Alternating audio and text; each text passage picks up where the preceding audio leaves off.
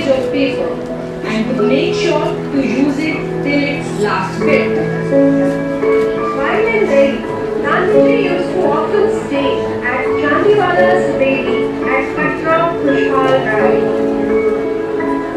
He was also there in 1924, where he observed his 21-day long fast for communal harmony. During the 1930s, Brij Kishanji helped organize the Stonebreakers of Delhi into a union, took up cases of violation of their rights with the Delhi administrators and in courts of law to ensure better compliance of government regulations regarding their work and to get compensation for them. Though he was asked by Bapu not to participate in salt march doctors. Brij Kishanji was with Gandhiji on the day of his assassination, and it was he who prepared Gandhiji's body for cremation.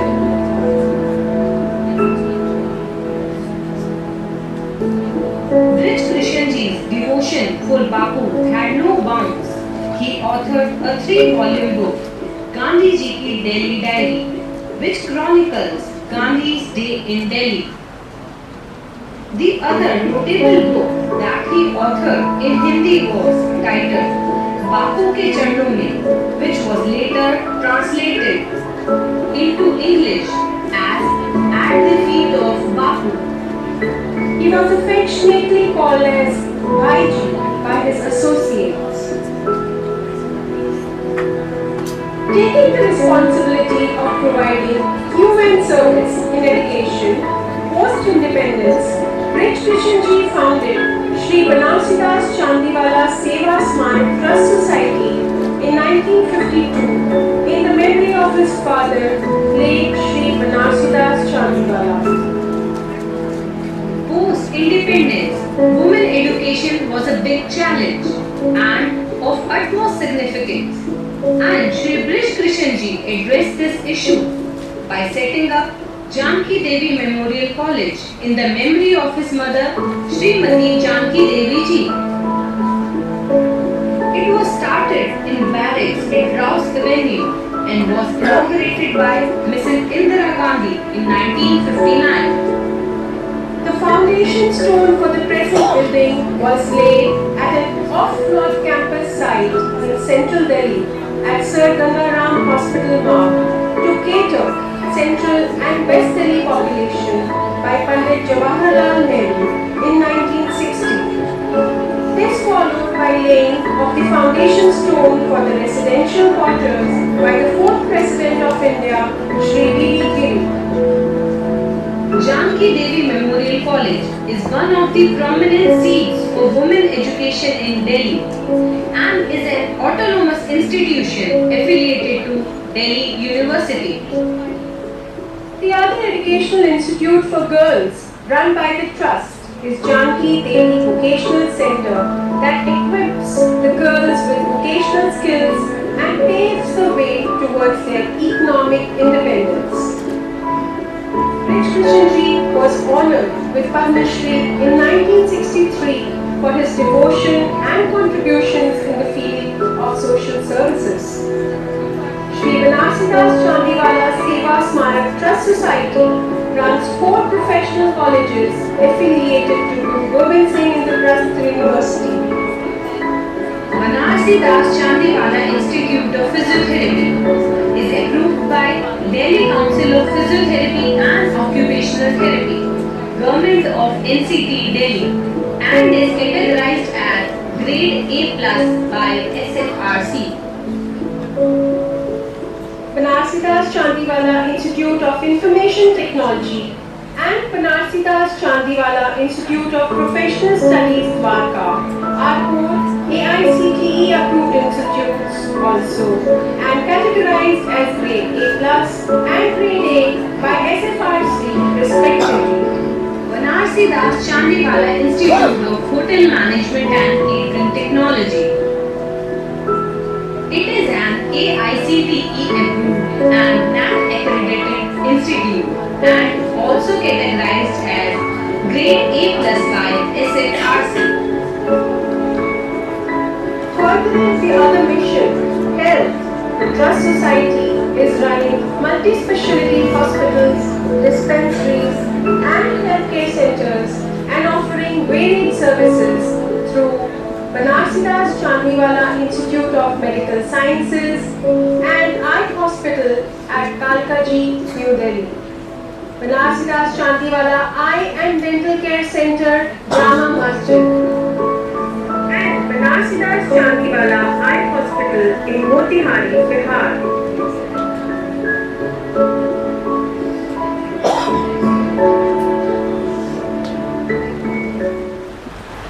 No matter the industry, today, every business around the world is undergoing dramatic changes to the way it operates.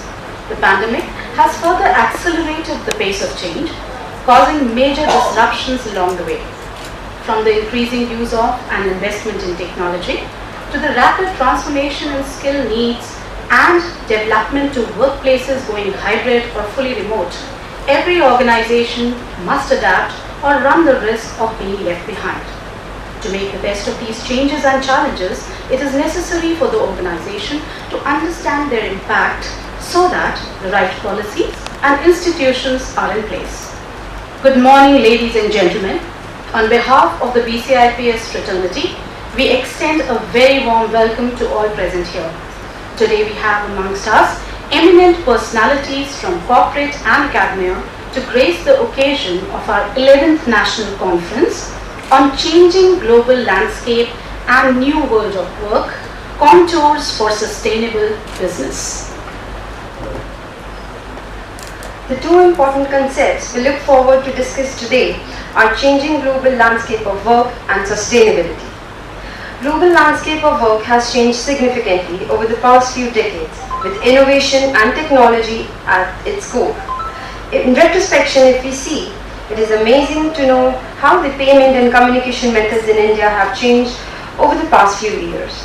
Not only this, digitization has become a major thrust area in almost every domain. In the last 3 years, humanity experienced some unprecedented events, following which businesses have shown inspiring practices of survival in crisis through adaptability. The latest is innovation in artificial intelligence and machine learning, which are purported to change the way work is done. In view of all these developments and changes, sustainability becomes an important consideration. Sustainability essentially means an environment-conscious practice also having a socially relevant impact. Today, as we move ahead in the conference, our attempt would be to gather valuable input on the subject from experts across industries, academia, and government bodies. To commence the National Conference on an auspicious note, let us invoke the blessings of Goddess Saraswati. I request all the dignitaries to please come forward for lighting of the lamp.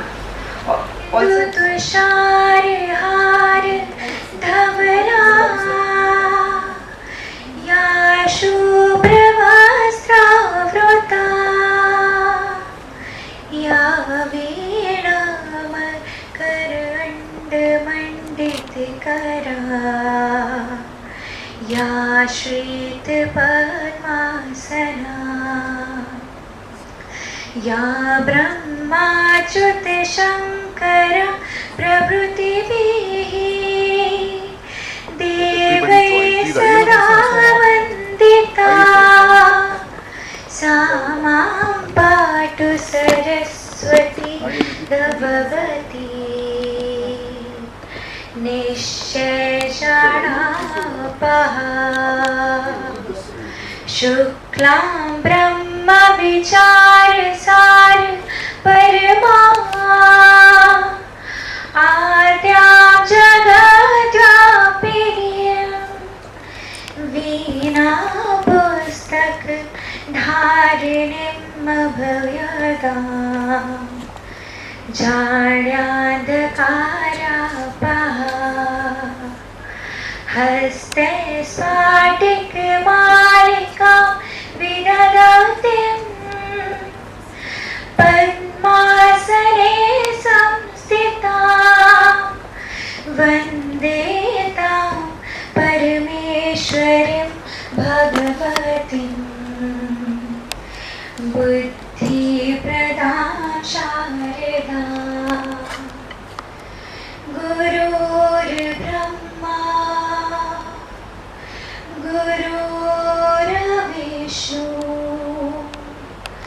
गुरुर्देवा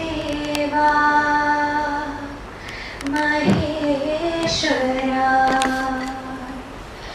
गुरुर्साक्षात् परं ब्रह्मा तस्मै श्री गुरवे नमः.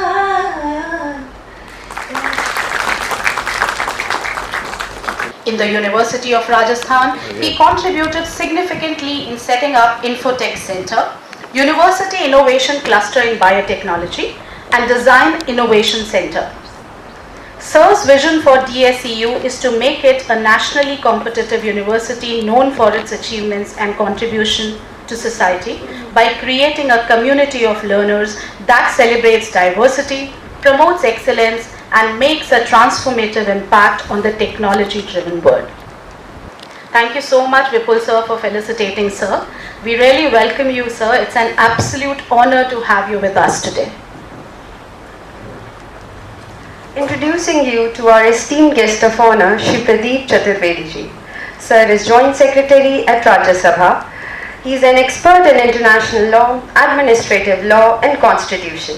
He has worked as an international coach and advisor in the Ministry of Justice, Government of Afghanistan, working towards successful implementation of Justice Sector Support Program and Rule of Law.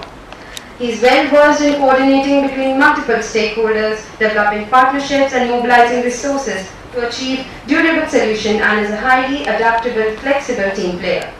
He is an expert in conducting elections with single transferable system of voting for constitutional and parliamentary positions, and was associated with the entire election process of the office of President and the Vice President of India.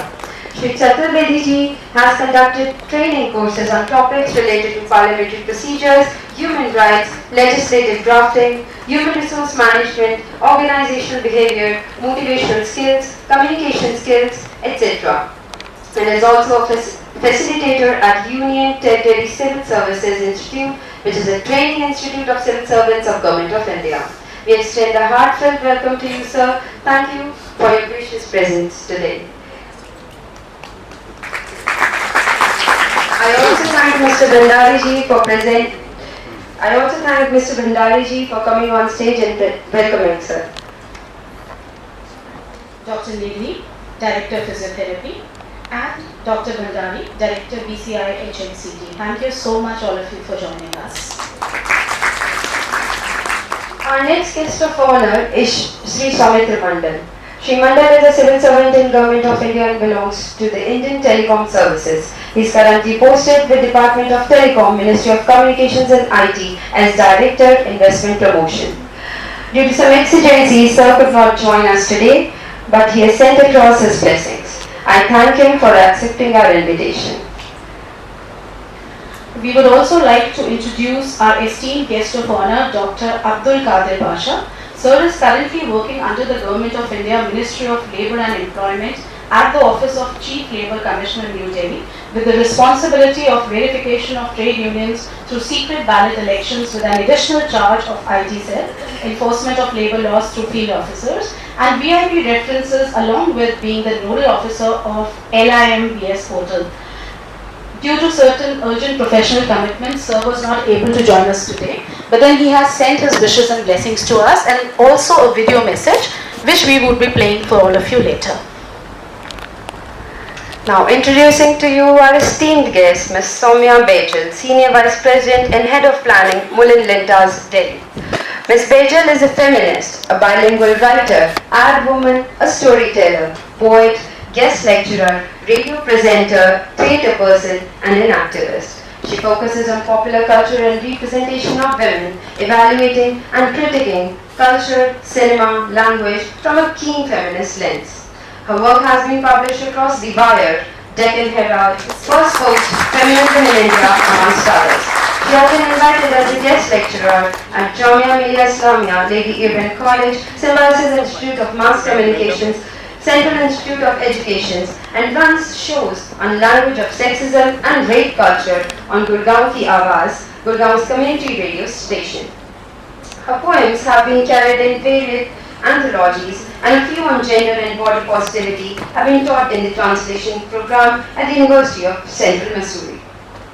She has been on the jury of the prestigious Loudly Media Awards 2021, an alumnus of Miranda House and the Indian Institute of Mass Communication. She has been doing theatre intermittently now for over 18 years and is the co-founder for the street theatre group Aatish, based out of Delhi, that has been performing in various parts of the country since its inception on matters intrinsic to culture and society.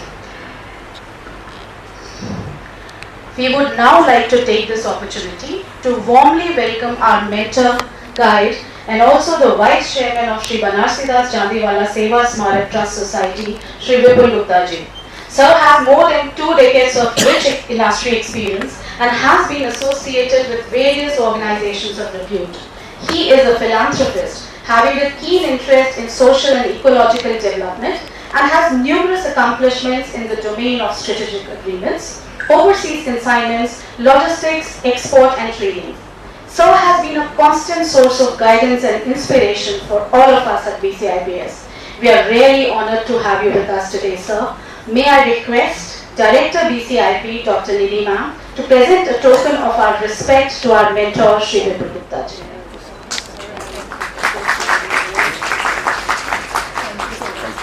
Thank you so much.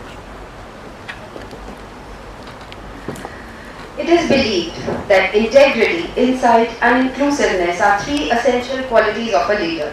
And in BCIPS family, as we fondly identify ourselves as, Dr. Aparna Mishra personifies all 3. It is her belief in us that has given us the confidence to do things to the best of our abilities. May I now call upon our Director, Dr. Aparna Mishra, to deliver the welcome address. Please. Honor Sri Pradeep Chaturvedi ji, Ms. Soumya Bajaj, respected keynote speaker, our directors from Sister Concerns, BCIT, BCIB and BCI HMCT, my fellow colleagues, esteemed delegates, dear students, ladies and gentlemen. Luckily, the weather is also aligned with our wishes. I wish you all a very warm and delightful good morning to this auspicious occasion of 11th National Conference on Changing Global Landscape and New World of Work, the Contour for Business Sustainability. I'm honored and delighted to stand before you as we gather here today to explore the dynamics, shifts shaping our world and the imperative of businesses to embrace sustainability. As we all know, the world is constantly evolving, and with each passing day, we witness transformations and challenges conventional norms and practices. Rapid technological advancements, that is Industry 4.0, unprecedented interconnectiveness, and the rising influence of environmental and social issues are fundamentally altering the way of conduct of the businesses. In this dynamic context, the theme of sustainability has emerged as that just not a buzzword. It is the compass that can guide businesses towards a resilient and thriving future. Honeywell conducted a research with 600 business leaders globally, and they found 73% ranked sustainable as top most important initiatives, followed by 57% digital transformation, 44% financial performance, and 44% market growth. Adding to this, the changing global landscape and the new world of work present unique contours and challenges for businesses seeking to adopt sustainability practices. Here are a few data published on global business landscape, that is by McKinsey in a report 2022-23. In comparison to 2010, wherein 8,000 companies worldwide exceed the large company benchmark of $1 billion revenue, there will be 15,000 large companies existing, that has been projected in 2020-25. More than 45% of the Fortune Global 500 could be based in emerging regions in 2020-25 in comparison to 17% in 2010. 57 trillion in consolidated revenue generated by these companies worldwide, that is 90% of the world GDP, in 2010, and it may rise to 130 trillion US dollar in 2020-25 as projected in the report. As the world evolves, the changing global landscape and the new world of work demand a holistic and proactive approach from businesses to embed sustainability to their core strategies. The theme of this conference underscores the importance of aligning business strategies with sustainable practices to ensure a harmonious coexistence with our planet and the communities we serve. It calls upon to adopt responsible and ethical approaches that not only drive profitability but also contribute to the greater good of the society. Over the course of this conference, we'll delve into various dimensions of sustainability. We will explore how organizations can integrate sustainability into their core strategies, leverage cutting-edge technologies to drive into positive change, and adapt to the evolving demand of workforce and consumers. We have the privilege of hosting distinguished experts and veterans, industry leaders, and thought pioneers who will share their insights, experience, and researches on business sustainability in this new world of work. I encourage all participants to engage in vibrant discussions, share your valuable perspectives, and build meaningful connections with fellow attendees. Together, let us embark on this intellectual journey with enthusiasm, curiosity, and a profound sense of responsibility. May our deliberations pave the way for sustainable businesses and not only benefit our organizations but also leave a lasting positive impact on our world. I, on behalf of the whole BCIPS fraternity, once again extend a warm welcome to each one of you. May this conference be a catalyst for change, and may the ideas exchanged here today sow the seed for a sustainable, inclusive, and prosperous future for businesses worldwide. I extend my heartfelt gratitude to the organizing teams and committees and all those who have worked tirelessly to make this conference possible. Your dedication and commitment to sustainability exemplify the spirit that drives positive change. I would fail to justify the context of the topic if I will not be quoting the slogan of G20 Summit hosted by India this time: One Earth, One Family, and One Future. G20 members represent around 85% of global GDP, over 75% of global trade, and about 2/3 of the total world population. So to conclude, a Sanskrit quote from ancient Indian scripture, the Rig Veda. The verse is part of a hymn that praises the concept of unity and the oneness of all begins in the universe.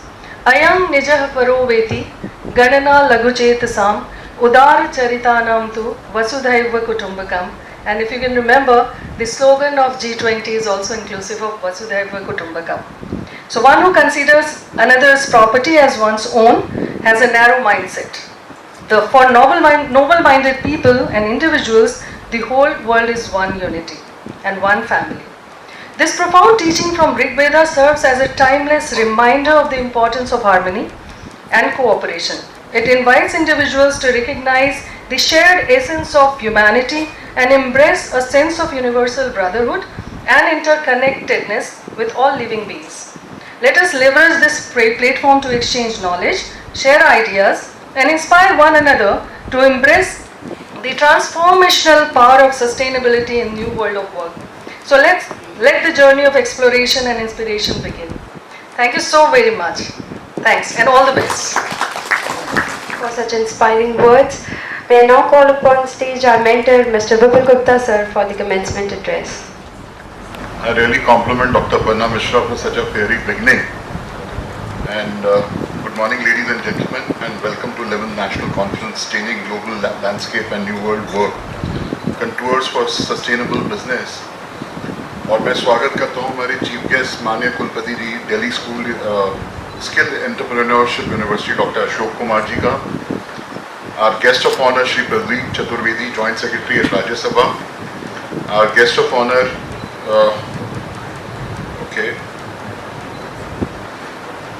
in absence Shri Soumitra Mandal, Director IP, our guest of honor in absence Dr. Abdul Qadir Pasha, and our keynote address speaker Ms. Soumya Bajal.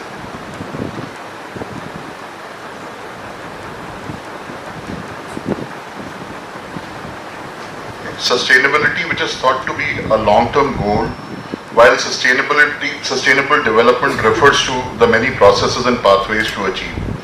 One of the most important pathways, as we understand in business, that binds the world together. My special thanks to Dr. Aparna Mishra and her team at BCIP for organizing the wonderful conference by bringing together luminaries from diverse backgrounds on a common platform.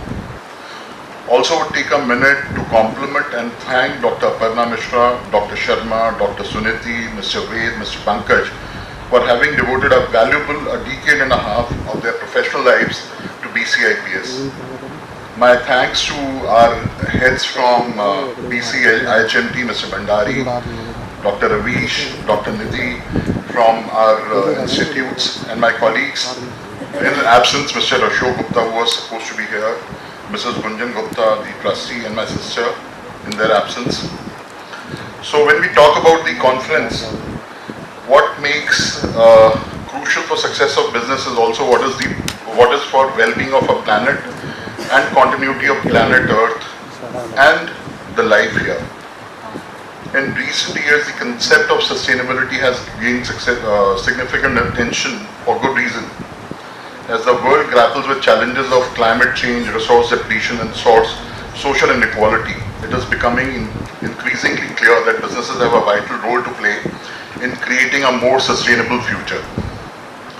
Sustainable business practices of conducting business operations in a way that minimize negative impact on environment, society, and economy, while maximizing positive contributions. It involves integrating sustainable strategies into every aspect of business, from production,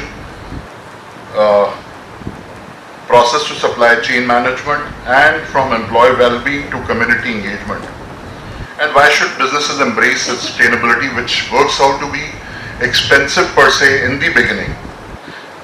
Firstly, because it is an ethical imperative. As stewards of planet Earth, businesses have a responsibility to minimize the ecological footprint and contribute positively to the society.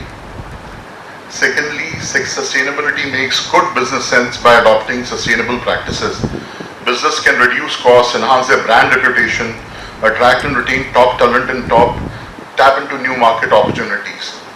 Consumers are increasingly demanding sustainable products and services. Of course, I think this trend is more in West and is increasingly coming. My fellow speaker who's going to be next in line would be Ms. Bejal would be speaking about it, I believe. And it is imperative for us to explore some key strategies that businesses can adopt to become more sustainable, is to embrace renewable energy, which our college is trying to. In fact, this is one aspect which we have been thinking about, is to have solar energy. Of course, not in all, but maybe bits and pieces. Then usage of optimizing resource usage. Like we are implementing efficient resource management in terms of, like in BCIP, see, they switch off the air conditioners, at about 3:30, so it might be inconvenient for the staff, but they are making it a practice and contributing in their own way.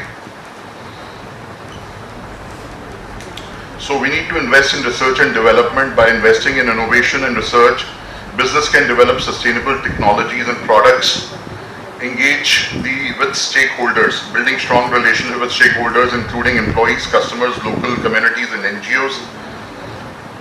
And why sustainable business has to be taught in colleges, very, very important, because this will help foster environmental responsibility and create a culture of consciousness among students and wider community. As an educational institute, like we said, we try and limit the usage of AC timings in BCIP, recycling the waste reduction by book donation drives that they carry out. Then, of course, we were having a discussion when we were putting up a water cooler for visitors, whether to have the reusable glasses or single-use tumblers. So what have you adopted basically? I don't know what you've taken up as tumblers for visitors. Sir, it's tumblers. It's tumblers. So we were in our view whether should we use the disposables or the tumblers. So I think better sense has prevailed. talk about environmental education by incorporating sustainability and environmental topics in curriculum. Of course, it's part of the curriculum. Then we have systems for rainwater harvesting in place in Dwarka. So is true for our campus here, but of course some works need to be done because water table is already high here in this place. Then Green Campus Initiative, I think our campuses are lush green, this in particular, but we are trying to do that there in Dwarka as well. Like I said, we want to have renewable energy source, like we would want to have say the solar energy panels to be there. And then of course we are using LED lights all over. So, and then we have eco-friendly events for the students, just to bring about the awareness in them. So by incorporating these sustainability initiatives, idea is to make our students a role model for environmental responsibility and instill sustainable practices, inspiring them to carry these principles into their personal and professional lives. So I've been already asked, pink slip has already been passed to me, so I conclude here. Thank you so much for bearing with me. Thank you.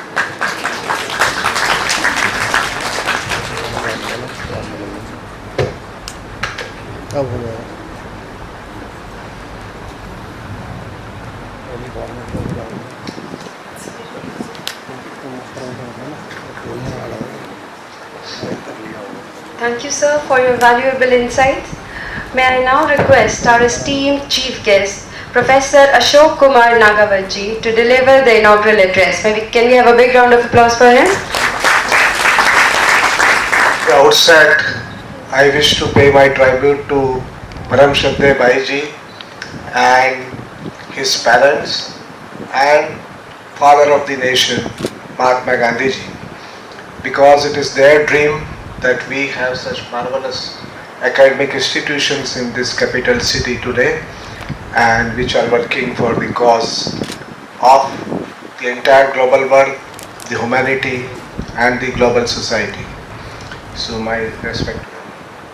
Honorable guest of honor, Mr. Pradeep Chaturvedi ji of Rajya Sabha Joint Secretary, Honorable the keynote speaker, Ms. Soumya Baijal, the Vice Chairman, as we have heard him, he said a short while ago, Shri Mr. Vipul Gupta ji, and Honorable Director of this eminent institute, Dr. Aparna Mishra ji. So my handwriting is not so good, so sometimes I may speak wrong names. Okay, anyway, so dignitaries on the dais and off the dais, all the faculty members, participants of this 11th National Conference on Changing Global Landscape, and asked me to participate in these activities.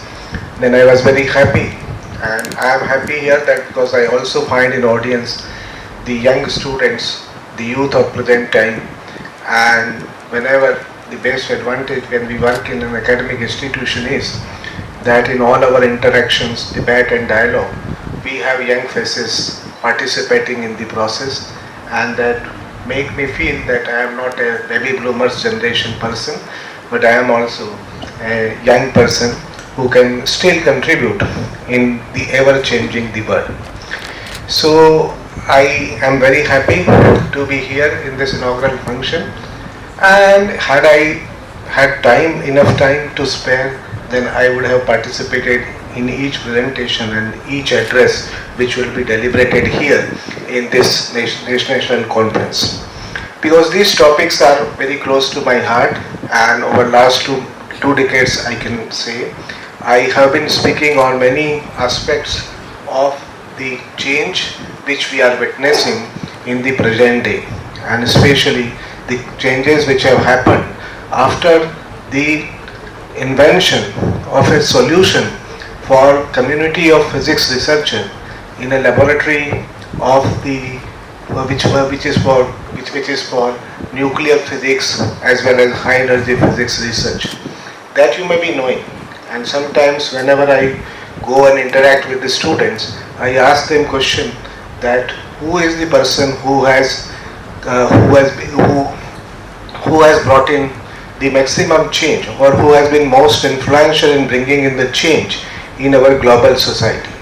So that person, a small step was taken, and in the laboratory called CERN, and in 1989. Maybe some of you were not born in 1989, and after that only so you are quite familiar with those changes, but he took a very small step to help out the community of researchers in theoretical physics. And since I also work in the same area, so I was aware of the initial papers and communications sent by him. We were getting those communications. But now I feel very happy that the steps which he has taken has changed the entire world, and the entire world now behaves much differently than in the 60s, 70s or 80s, which I know the period. So that person is Professor Tim Berners-Lee, and the solution was named by him himself, that World Wide Web. And when he named this solution World Wide Web, everybody laughed at him, that how can a solution designed for community of researchers can change the world. But it has definitely changed the world, and we are living in a much different world before the Tim Berners-Lee's the invention of World Wide Web in today's time. But I wish to emphasize certain things which I feel are very important. And since this particular workshop and conference is about the change, and I have my own 4 laws of change which I have proposed. First thing, which we all know and which we all subscribe, that change is universally, it's common. In every discipline the changes are occurring and nothing is permanent. So even philosophers do agree also on this topic, that change is everywhere and it cannot be denied. But there is a second law which is important and which we learn in physics books, is called law of inertia. Whenever things change, the system tends to oppose the change, and that's quite common. So many changes which have happened recently have been opposed by the society, have been opposed by the participating persons also. So that is also common, that if change is there, if world is changing, if the business scenario is changing, if the kind of the solutions which we are having now are much different than the previous solution, then also there is an opposition. For example, the national education policy, so it is also being opposed by few, because it aims at bringing in some kind of change. So opposition is also common, but the beauty is the third law, that ultimately the good sense prevails. Mahatma Gandhi ne bhi kaha, so the good sense prevails and the changes are, or at least few changes are accepted by the society, and a new equilibrium is established. So mobile phones were initially opposed and considered as a status symbol. Today you won't find any person who would say that mobile phone is a status symbol. Even if you have an iPhone, it's no longer a status symbol. It is a handheld device which is useful and which serves much many purposes than it used to be thought of initially when it was designed by the company. So that's common, that equilibrium gets established whenever we try to bring in change. And the fourth thing is more important even than the first 3 laws, that whenever equilibrium gets established, it brings kind of convergence. It brings the earlier divisions disappears and the convergence appears. And that is the beauty of the equilibrium as well as the entire process. So you may have noticed that when Tim Berners-Lee brought a change, maybe World Wide Web was not accepted, but finally it has bring in a convergence, and that convergence is reflected in what you call globalization. This process of globalization, or world being a connected world or a global village and things like that. So earlier we all know, and there are scientific evidences, the entire 7 billion people living on this planet, they have a common mother which was African, and it can be established based on genetic studies that we all come from a common African mother. But we now have created many classifications. So we have created nations and boundaries and discriminations based on religion, caste and so many things. But the convergence which World Wide Web is leading to is the disappearance of all those classifications and the boundaries. So in my view, therefore, if we are not Indian or any particular religion, but we are now citizen of a global world which is connected. Anything which happens in a remote part of Africa also can upset your mood today because of the kind of solutions which you have. You would immediately come to know about it, and maybe you would not be able to give your 100% best in that particular day because something has happened in a remote part of Africa and which is depressing you and you are concerned about it. So that's a very different kind of world which we are. But that's not the end of the change, and change, the process would never end. As the Honorable Mr. Vipul Gupta ji has pointed out, and earlier Madam has also said about it, artificial intelligence, and this artificial intelligence word was coined just before my birth in 1956 only. And the famous scientist, mathematician Alan Turing talked about it, and in 1956 in a conference, John McCarthy coined this word, artificial intelligence.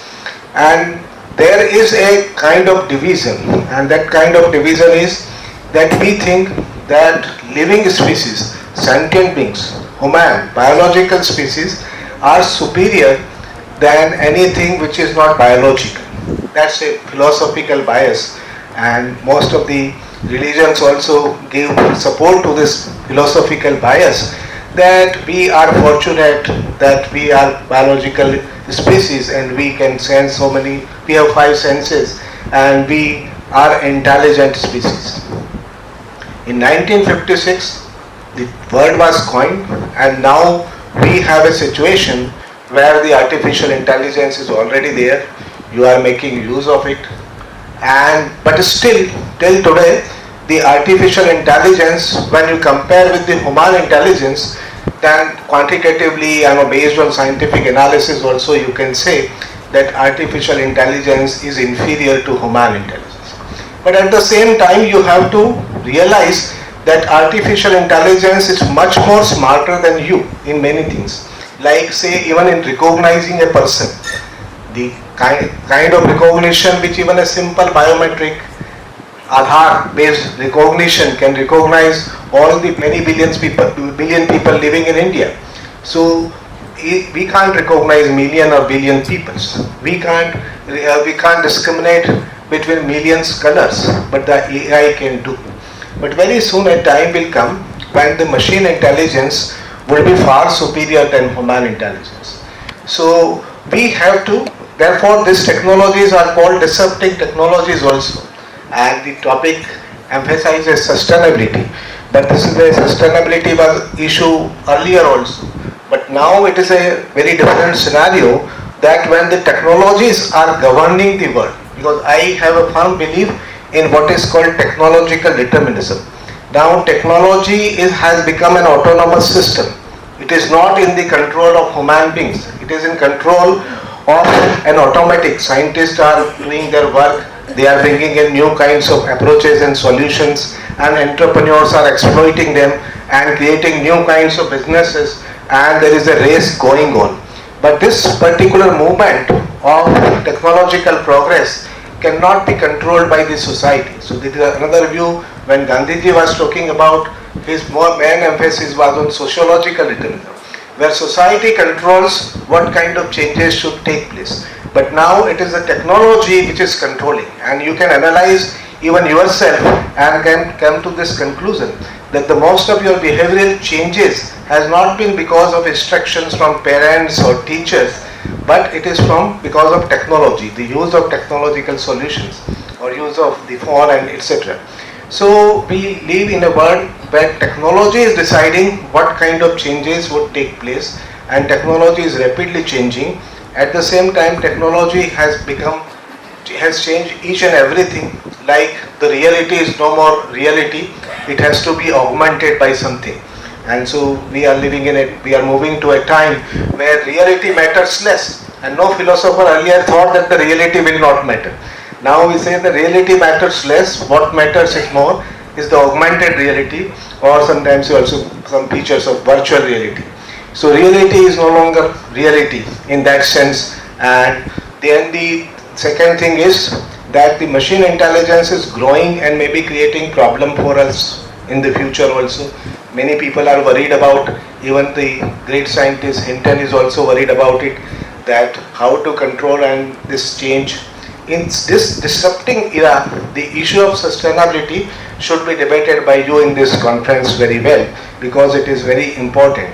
It's not sustainability which can be just brought in by communicating messages or making a plan or a social action, but it is at the same time new questions have arisen, and which I also put before you, and that questions has arisen, and one philosopher has coined a word, high-tech Jainism. You have heard of Jainism. Jainism is a religion of peace, where even every being which has even one senses, they have that consideration that non-violence and non-violence should be exercised with not only human beings, but it should be exercised with any species which even has one senses. So you may have seen that many Jain sadhus keep a cloth in front of the mouth before speaking, because not to hurt the other species and bacteria or things like that. So that kind of scenario is there. Now it has been advanced, and people say that the machine intelligence is also very important now, because machine will become sentient species, and therefore this boundary between human intelligence and machine intelligence should also go away. So we should be non-violence with machine also. That is called high-tech Jainism. Any sentient being should not be tortured, whether machine or whether human being. And this would be a much different world. So human beings should have to learn how to coexist. So Madam today is writing many things on gender studies and other things, but now I go anywhere I speak of, it is not the question of human right. It is also the question of right of a machine, an intelligent machine which we have, and a machine can help you. You can look into the Google and search that there is a project going on which is called Cognitive Human Project, and in this project we are trying to create a solution that a machine can talk to anybody in the entire world and would be able to understand and have a dialogue and a conversation with any person. So I generally say Nailagram is a very close to Jaipur, that if a villager in Nailagram calls that particular number, then the machine would be talking to him in the local language about the local issues and local concerns, and we would not be able to separate between whether it is a machine or a human being would be talking, because human beings are not helping each other in the same manner in which a machine can now provide a help. When you go old and you need somebody to talk, the world is moving at such a fast pace and rate that the people do not have time for older people. But now we would soon find that the machines are available everywhere, and now most of the solutions are also designed on this mantra which I call anytime, anywhere, anyone can make of the solution and use of it and make his life comfortable. So I always believe that new convergence will be the convergence of machine and human being, and this is always very good. Everything which happens is good. The universe is acquiring more and more intelligence day by day, and let us celebrate the change, as well as let us look into various aspects where we can understand as a human being whatever intelligence we have. But the last word which I would, last term which I wish to share with you, that Radhika Nagpal, an eminent scientist, and she has said that this time is not for intelligence only, it is for collective intelligence. Intelligence doesn't matter, collective intelligence matters. You may have noticed that termites and ants have very little intelligence, but with the little intelligence they can create beautiful architectural structure type things, and those cannot be created even by our qualified architecture engineers. So when intelligence, when they coordinate and take a coordinated actions. So this would be a very important issue with the sustainability. Can all human beings living on this planet can work in a coordinated manner and use their collective intelligence to overcome all the problems. So with, I would like to say that ultimate, and this my speech, small interactions with you, that future would always be better and tomorrow will never die. So with all best wishes for successful deliberation in this conference, and I would definitely call the organizers and get a feedback what has been deliberated, what new ideas have come up. But I would request each and everybody present here, because I am given a responsibility by the Government of NCT of Delhi and Honorable Lieutenant Governor of Delhi. So you are free to send your suggestions, recommendation, what I should do for improve my university's business or otherwise in academics, and any suggestions and recommendation which you send to my email address, which is very simple, vc@dsu.ac.in, is welcome, and you would be helping me and you would be joining my collective intelligence, which I would get through your suggestions and recommendation, and hopefully we all would be doing very good things in future, ensuring a better world where high-tech Zionism is respected and every sentient being is not tortured. With this message I end my speech, and again, once again, thank the organizer for providing me the opportunity. Thank you so much, sir, for your valuable insight. Now I request our esteemed guest, Ms. Soumya Bejal, to deliver the keynote address. Good morning, everybody, and thank you so much for being patient.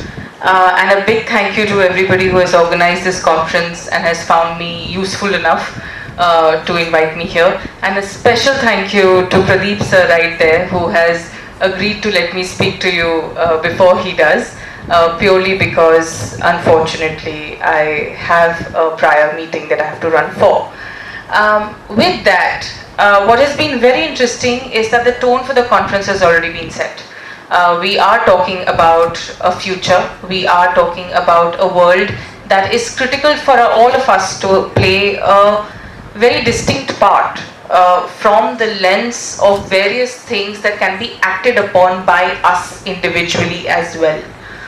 What is also very, very interesting is that we are today not just discussing one idea, we're discussing a bouquet of ideas, and how those bouquet of ideas need to sustain together to be able to create a world that all of us find a space in, and all of us create more spaces for multiple kinds of people and sentient beings in. So the idea is not just about sustainability or just about business or just about sustenance. It's all of that together, which makes it extremely complex but extremely interesting at the same time. So with that, I will commence what I have today for you.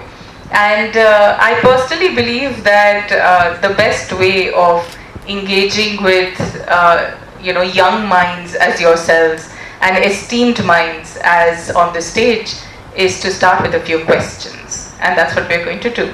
So just give me a second. All right. So the one word that matters the most right now is the word called tomorrow. What is the tomorrow that we want to build? What is the tomorrow that we all see ourselves in is the big question that we are all here discussing and that we are all constantly thinking of in our own minds, right? It is really at the end of the day the future that matters. But can the future exist without the past? Can the future exist without an equitable present? These are the kind of questions we need to ask ourselves. So if you go to the next slide, please. What changes the world? Has anybody thought of that? Where do innovations come from? Innovations come from asking questions. And that really is the heart of everything that I'm going to say to you today. What are the questions that we want to ask ourselves? And essentially, there are going to be three questions that we are going to be discussing, right? And the very first of that, if you can go to the next slide, please. The very first question is that is business only about profitability? Is that how businesses are run? If that is what it in fact is, when people are talking about monies and top lines and bottom lines and so on and so forth, the big question is, what is the profit and who is the profit for? And I feel that as young individuals, when you will go out into the world, some of you will hopefully become entrepreneurs, some of you will become very, very important and critical cogs in large corporate machines, some of you will possibly find yourselves in different kind of sectors. I think it's going to be very important for you to ask that who are you trying to profit and what does that profit mean? Is profit only calculated in money, or is profit calculated in education, in creation, in co-creation, in asset, in intelligence? What is the profit that you are running after? The second question within this, for me, please go back to the slide. I will let you know when you need to change it. Thank you. The second important part in this is, what is the nature of the profit that you are creating? Are you creating a further divide?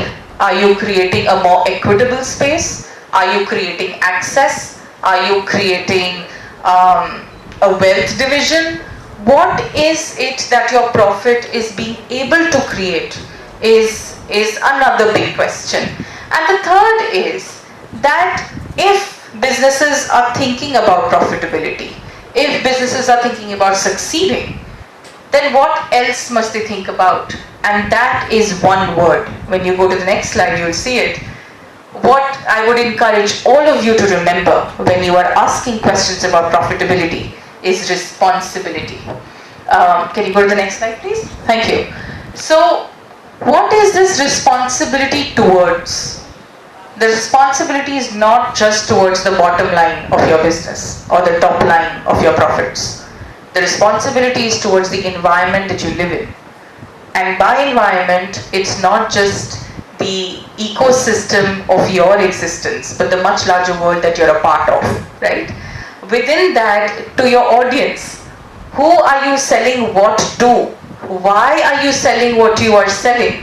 What is the practice in which you have created what you have created? What is the foundation on which your company is based, or your product is based, or your idea is based? That is the question you need to ask. And finally, in terms of indigenous cultures, how much have you used existing economy and existing ecosystems around which you exist to create a well-oiled machinery that is profitable for all?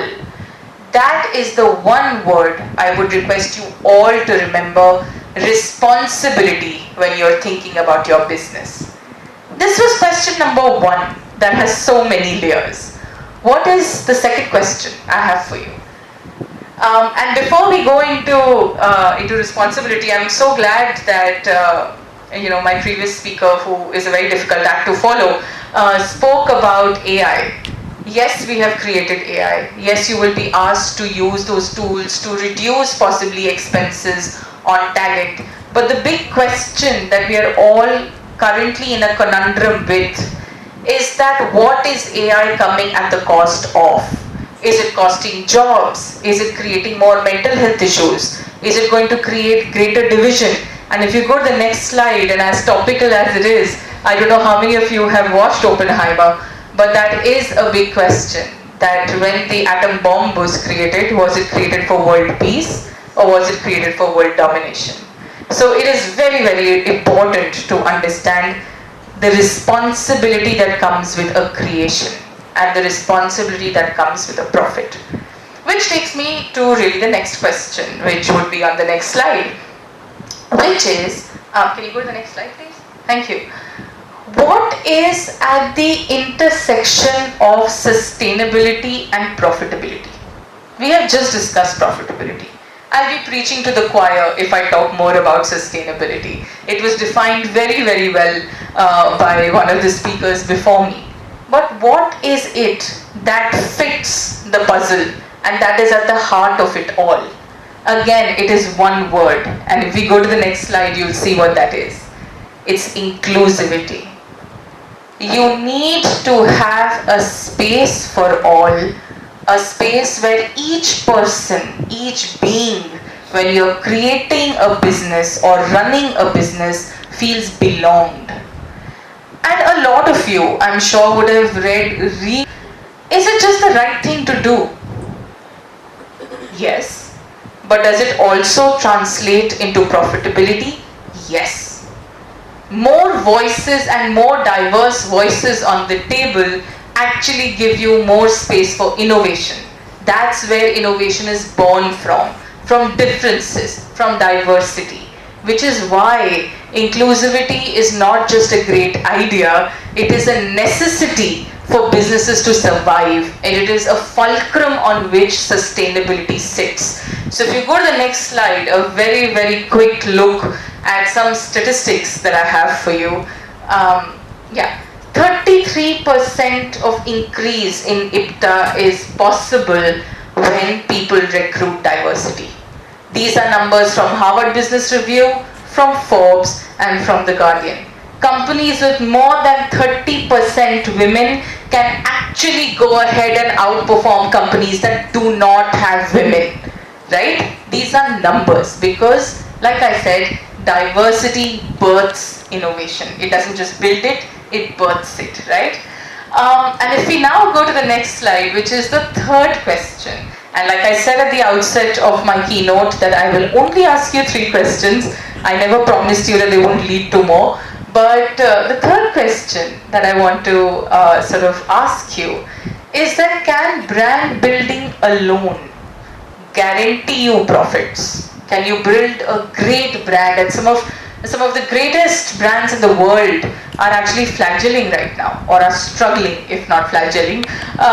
That is purely because the world is changing. The world is not okay with just conversation anymore. And what is working at best in terms of communication and sustainability, if we go to the next slide, is acts beyond ads. So it's not just about ads anymore, it's about what it's the act that you create and you do as a brand. What is it that your brand believes in? What is it that your brand does? Which is where the single biggest fulcrum of audiences today falling in love with brands exists. It's about the purpose that you have and how you act on it. And if you go to the next slide, I will quickly speak to you about one of my most favorite brands that really sits at a beautiful intersection of everything that we have spoken about so far, which is a brand called Patagonia. Patagonia is a brand that is a very, very environment-focused, environment-friendly brand. It creates wear for mountain climbing and so on and so forth. They have defined and designed products that make you buy less from them. They're an apparel brand, but they have a used Patagonia set. You can come in and buy a jacket that has been worn by somebody else. Much like you buy used cars, you can go ahead and buy used jackets, used everything else that they sell. But the most beautiful part about Patagonia actually continuing to act on their belief is that their founder has gone ahead and donated the company to a charitable trust that works on bettering the environment, and various bodies that are going to be working steadily and sort of consistently to see how the environment can be bettered.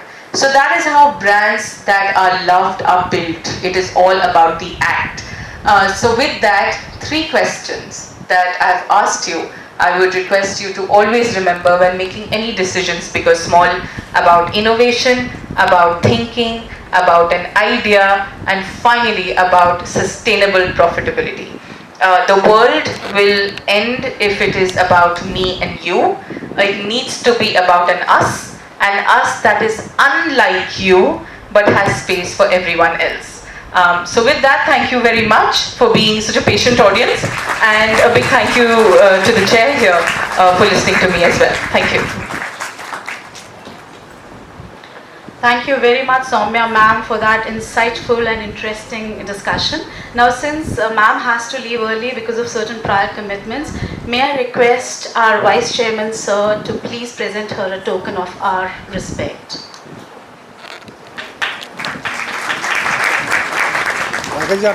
So, may I now request our guest of honor, Shri Pradeep Chaturvedi, sir, to share his valuable thoughts with us, and I would request the audience for a huge round of applause, please.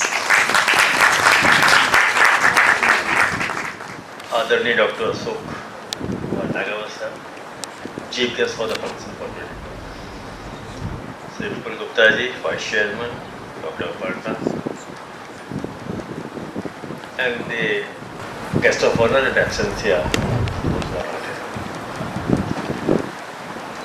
Dr. Aparna called me and asked for this program. So I thought, what should I speak to all of you? Because neither am I expert like you, and nor I am from the academic field. But one thing which brought me here, the young brains, because you are the future of the India. We would like to see you how you excel it. Topic which Dr. Aparna has already given you the insight of the topic. And with your permission, I can speak in Hindi in between also, because I am very comfortable to speak in that language.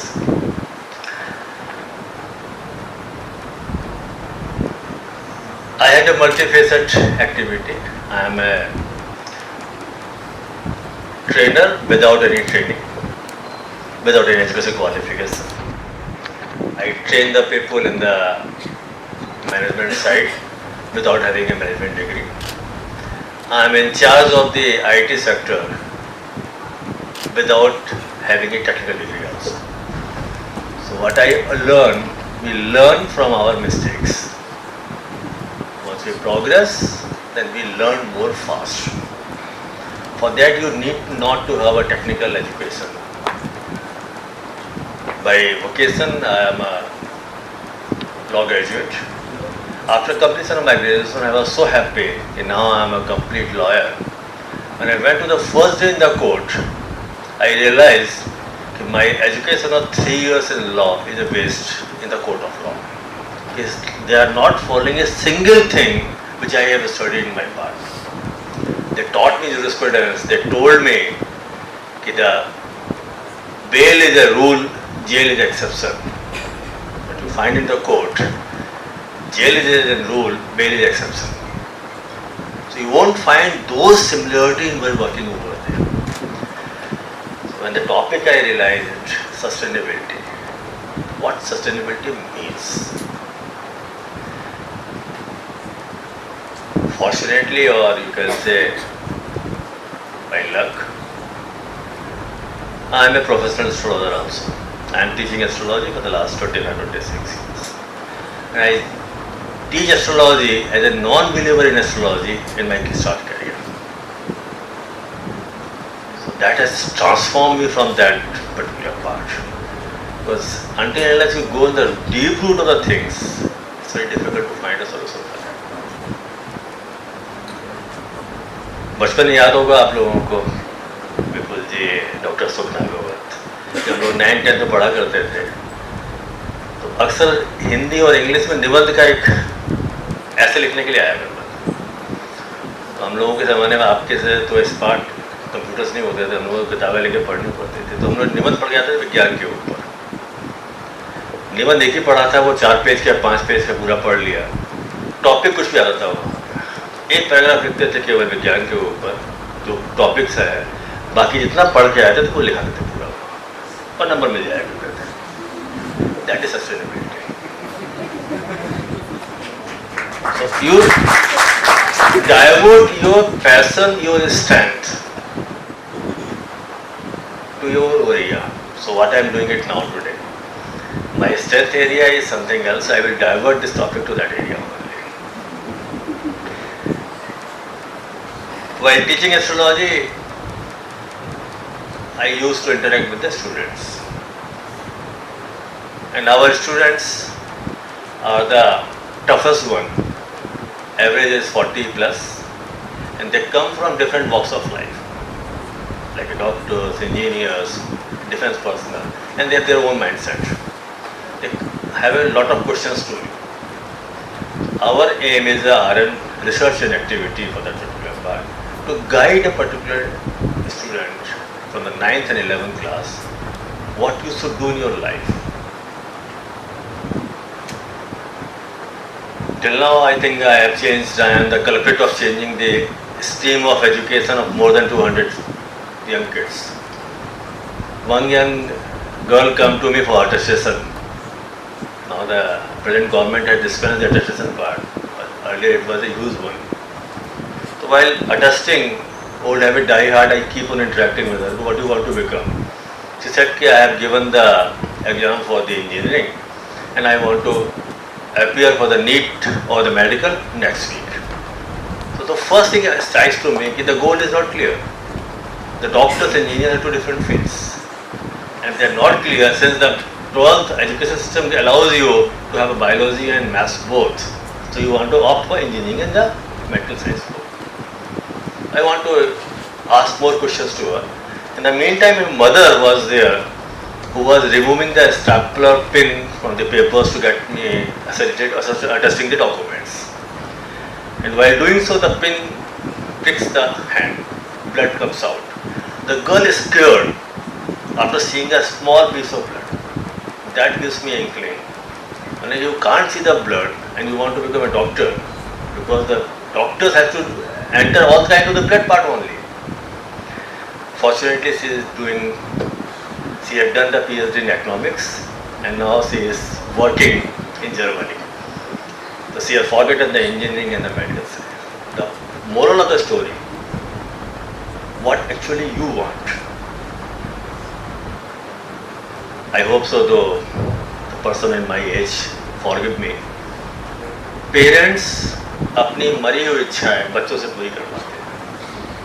मैं ये नहीं बन पाया तो बच्चों को बनवा दें. पहला प्रेशर. दूसरा प्रेशर आपके ऊपर आता है कि हमारे साथी ने किया है तो मैं भी करूँ, without understanding whether I am made for it और नॉट. थर्ड प्रेशर, आपने देखा किसी को बना लिया अपना ideal, like me also. My brother was doctor and I thought I became doctor. First year PMT, it was in my area, this is PMT call was there. I got 938 marks, cutoff was 945. I thought it's not, I will do the next year efforts. Next year I got 952 marks, cutoff was 954. So that's enough indication for me that I am not made for the medical. That realized a mistake and I spoiled my graduation. I think Dr. Bhandari is from medical science, he must knowing it really well. In the science part, the whole game is the practical. If it is a 150 marks, 100 is theory or 50 is a practical. 50 mein you got 40, 45, that's a scoring point. And I was the lucky one to get 17 marks out of 50 in practical because I never gone to the lab. The teachers were unhappy. So my grades and my rank was fully down. That has dented my academic career. So I learned the lessons from those. Please follow the passion which you are having. And just simple formula. The things which you pursue, you do, will not allow you to sleep.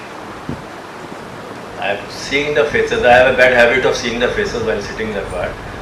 Some of them are sleeping also. Some of them are dozing also because they are not finding the lectures interesting. They are here because they have to be here only. It's a fact. Our Vedic culture is very strong. So I will give you 2 or 3 small formulas for remembering those areas. Remember 4 P's. What are 4 P's? Porous, your own weather, Prakriti, environment. Paramatma means there something is visible, not visible to you, but it's visible force, which gives you the strength. The last one is the profit. The whole business, BBA, MBA, whole part is your profit part. So profit comes from where? If you have your own strength, profit will follow you. Dr. Aparna has provoked me to, she has cited a slok in Sanskrit. I am very poor in Sanskrit. But if I request her to, she is very good in pronouncing Sanskrit, if she can read that Sanskrit slok for me, if it is not in Hindi.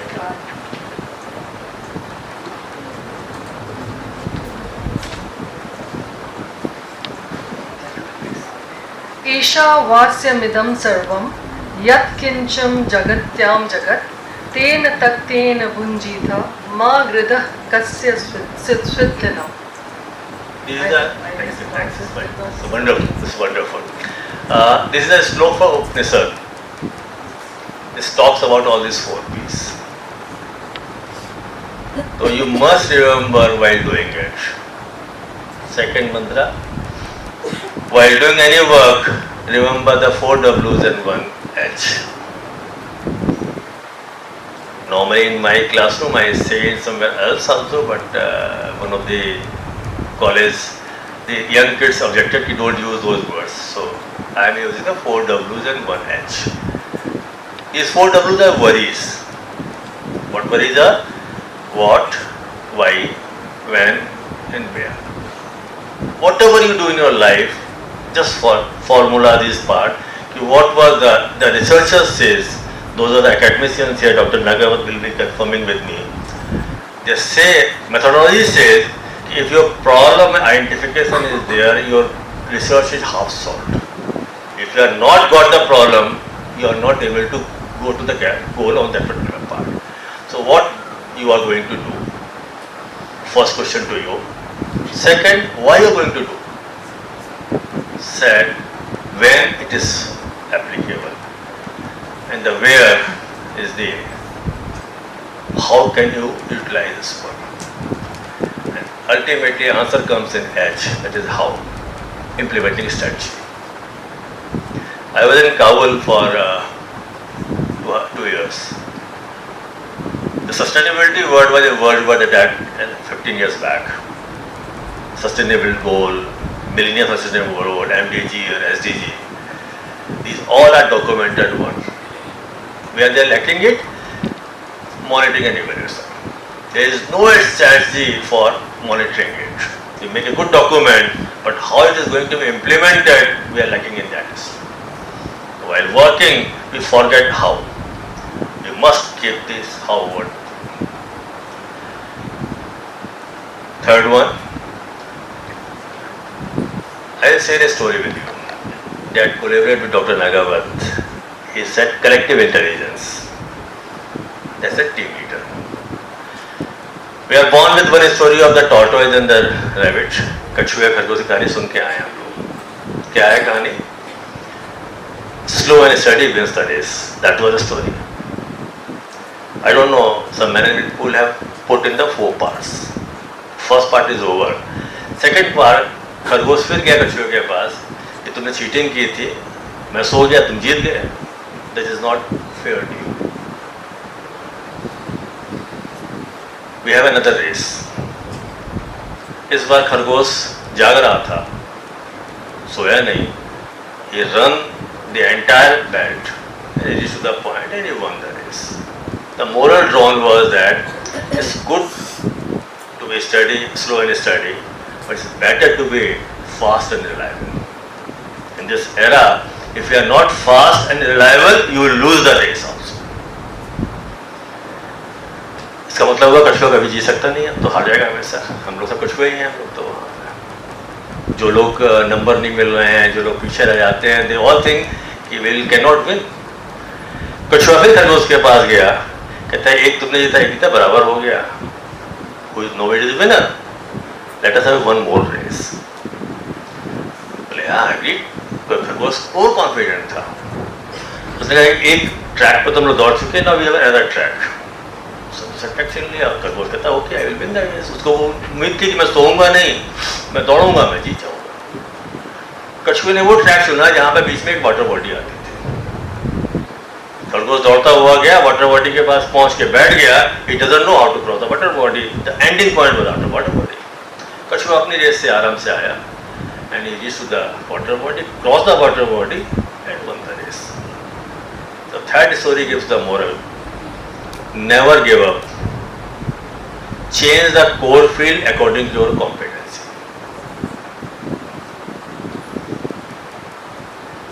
खरगोश को बहुत बुरा लगा कि मैं हार गया। मैं सब कुछ था, मैं जाग भी रहा था, मैं दौड़ भी रहा था, मैं मेरी कॉम्पिटेंसी नहीं थी नदी को पार करने। He again challenged the tortoise to have a fourth race. Starting point पे he offered tortoise, come sit on my back, we'll go run together. They ran together, reached the water body. Now any game playing part, they are scoring -272 and -552. Nobody has scored the plus point because we want to defeat other rival. We are not happy. We are unhappy not of our happiness. We are unhappy because other is happy. So when basically you want to go together in a team part, and sustainability will be prevailing, will give you results when you go working together. And I agree with Dr. Ashok sir. Collective intelligence, until it has come into play, we will not be able to find solution for that. Lastly, management also gives a role, and we used to blame one person in our life, which is our destiny. Whenever something goes wrong, मेरा भाग्य खराब था, मेरा तकदीर ही खराब थी. Blame this person is destiny. Have you ever realized where the destiny comes? Destiny is a crop, comes from character. Character is a crop, comes from habit. Habit is a crop, comes from the action. Management stops here, but Vedic part had one more factor. Well, action is also crop, it comes from thought. How? If I go to Dr. Aparna, why are you so sad? She will, no, I am very happy. Then after a few minutes, Vipulji come. Aparna, you will feel very sad. She start thinking, am I sad? And after 5 minutes, Dr. Bhandari come and say, Aparna, you are very sad. Then she realizes I am the sad. She was not sad at all. So, thought makes your action delivers the results. And a thought has a two components, positive or negative. As a mother, if your son or kids are not coming in time, what first thought comes into mind? Accident तो नहीं हो गया, problem तो नहीं हो गई. You never think he must be busy in playing somewhere else. Our habit, a human psychologist says, कि we come with the negative thoughts. If you have a negative thought, you have a negative action, negative habits, negative character, and destiny will be negative. If you want to have a negative, positive destiny, you must follow a negative or positive. Choice is yours. With these words, I will end with last sloka. Om Purnamadaha Purnamit Purnat Purnamudhyate Purnasya Purnamadaya Purnamevapshisate. Om Shanti Shanti Shanti. Dhanyawad.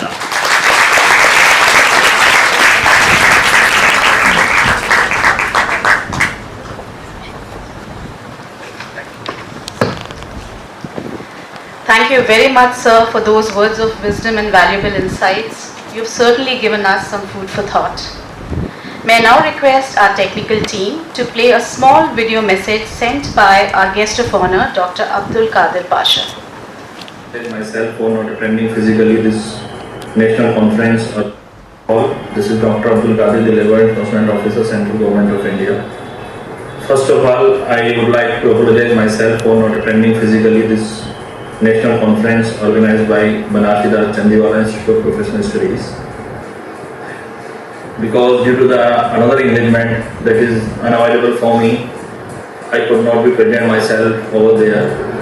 Although I am very grateful to the Dr. Swanika and her team for providing me such opportunities. And one thing which I would like to mention here is that the topic of the national seminar or conference having a very significance for today's world. Due to this dynamic era, the things are going to be changed drastically. The new concept AI is taking the place, and we have to be modified ourselves to take the path in this era. The topic of this conference have the relevance regarding the changing and the new concepts arising in this world. The India, being the mother of democracy, is trying their best to establish their destination in the level of hierarchy. Thank you and wish you the best for this great success. And a heartfelt thanks to all our dignitaries who took time out from their busy schedules and graced the inaugural session today. We would now like to take this opportunity to present a token of our respect and appreciation to our esteemed guests. May I request our respected VC Shri Vipul Gupta ji and our Director Dr. Aparna Mishra to please do the honors. Let's have a big round of applause. Next.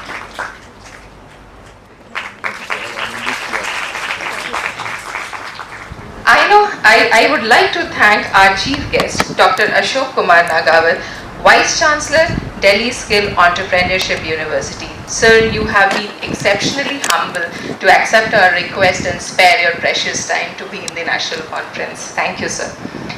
My heartfelt thank goes out to our esteemed guest of honor, Shri Pradeep Chaturvedi, Joint Secretary, Rajya Sabha. We are blessed to have you, sir, amongst your busy schedule. Thank you for giving us a very insightful session for the day. A very special thank you to our keynote speaker, Soumya Bajal, for giving us an unconventional view on sustainability. It was indeed insightful. Special mention to Shri Soumitra Mandal and Dr. Abdul Qadir Pasha as our guest of honor in absentia. My heartfelt thanks goes to Shri Vipul sir, Vice Chairman, for his timely guidance and vision for making this conference a success. We are blessed to have your presence here, sir. A big thank you to Dr. Aparna Mishra, Director BCIPS, for her valued guidance and unconditional support. We have barged in, gate crashed her office many times and soaked her time for the entire day to get feedback for the session, how to conduct it. Thank you, ma'am. A big thank you. I would like to extend my special and the most heartfelt thank to my conference team. I would like my conference team to please stand up. Ms. Swarnika Singh, you have been an incredible support in putting up the conference. So we need a special round of applause to them. Dr. Vikas Daya for his unwavering support all through. Dr. Shahid Irshad for his seamless technical support. Ms. Shivalini Sharma, Tanushree and Neha Singh for handling the stage. Besides the entire BCIPS fraternity for their overwhelming support. Special mention to the support staff, Mr. Mobin and Akhilesh. I would like to thank the publication house Elsevier and UGC Care Journal to partner with us for publication. I would also like to thank the media house Hindustan Times for covering this event. At the end, I would like to extend my sincere thanks to the research scholars, students and corporates for their overwhelming response. Hope you find the next 2 days very fruitful. Wish you a great time ahead. Thank you everyone. Thank you so much. Thank you, Pranati ma'am. We will now break for lunch and start with our technical session 1 at 1:30.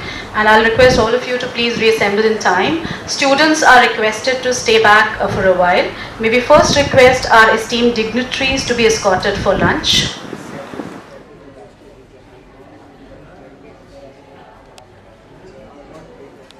NSDC and all, like... No, we look at that MIF.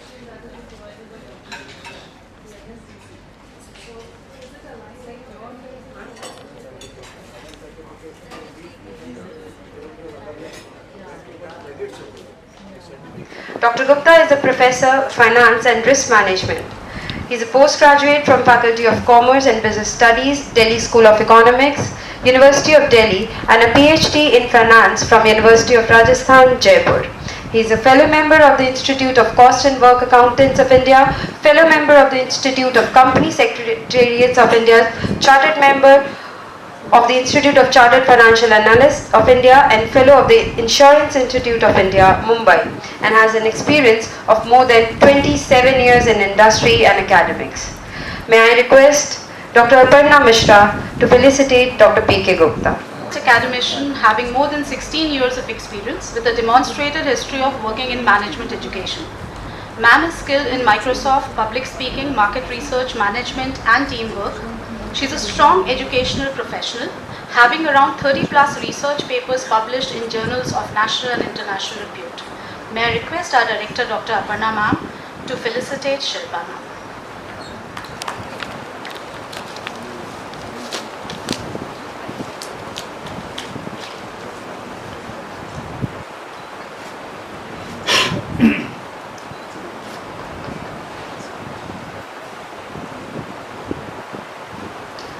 Ms. Neha Singh would be the rapporteur of this session.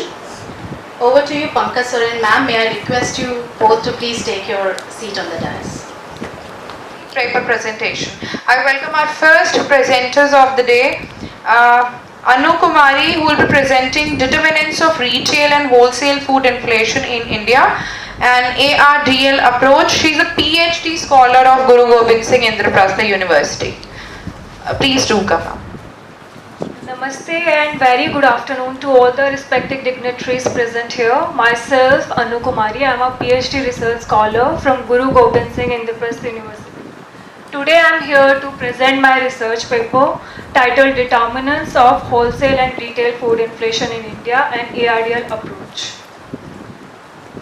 This is the chapterization of my presentation, which includes the introduction, literature review and objectives, followed by data and methodology adopted, findings, and lastly conclusion and policy implications. So food inflation is a grave macroeconomic challenge because when food prices rise in developed world, it is an inconvenience and something to grumble about. But when food prices rise in developing world, it can make a difference between going hungry and getting enough to eat. As food share in overall CPI is 45.86%, it will have a significant effect on our economy by pushing the vulnerable section of our society towards the poverty and starvation. These are the prominent studies that I have gone through. As we can see, understanding food inflation has received considerable research attention.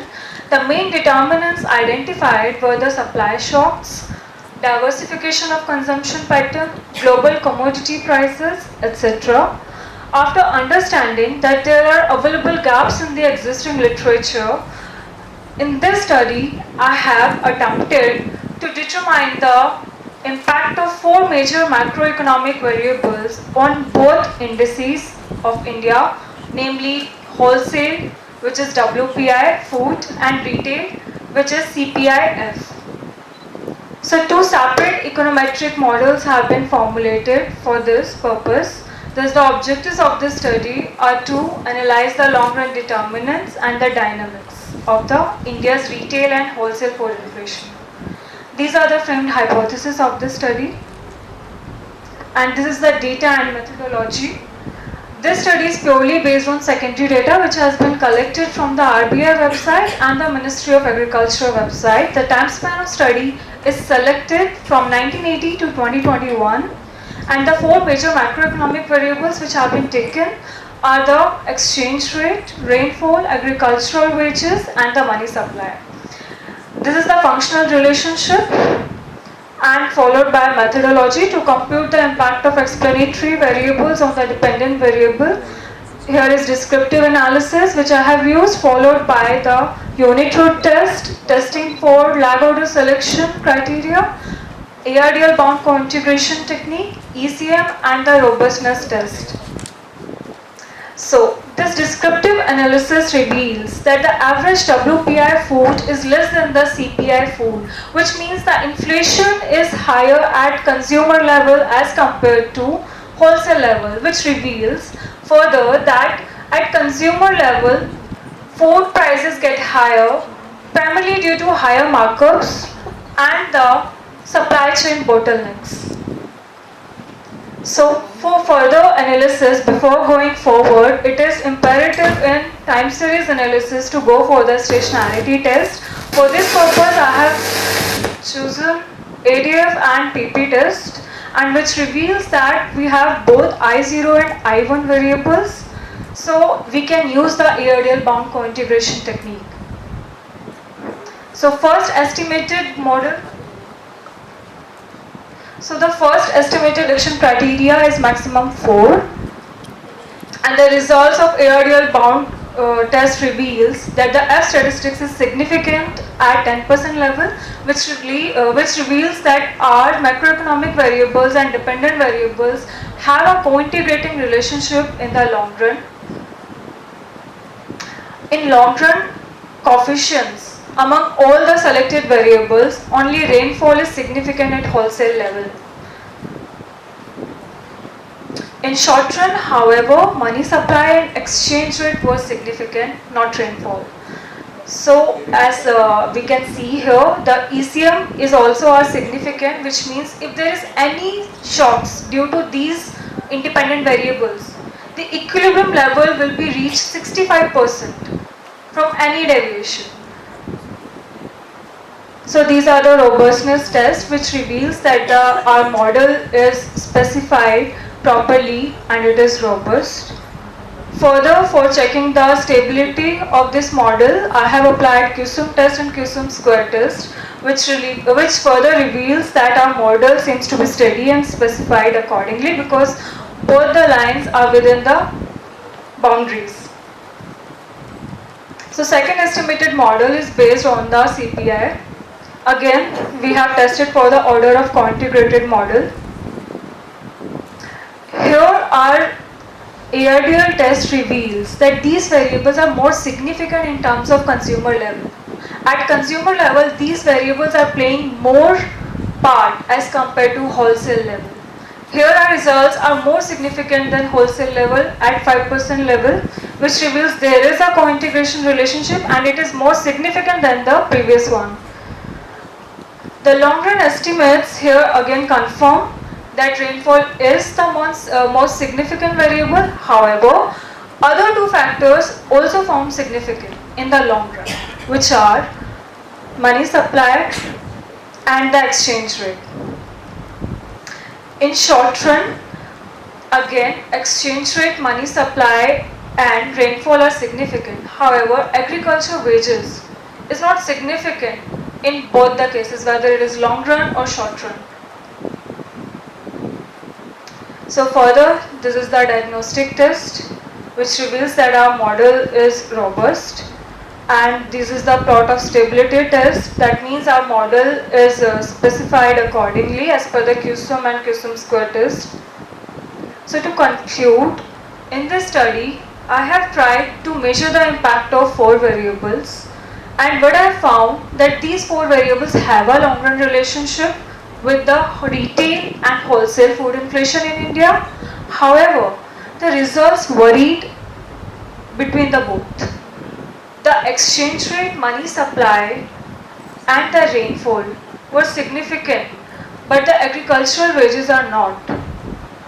So further I will discuss that in policy implications. So interestingly, but rainfall is significant in both the variables, and at the wholesale level, as we have seen that the exchange rate, agricultural wages have an insignificant but positive relationship.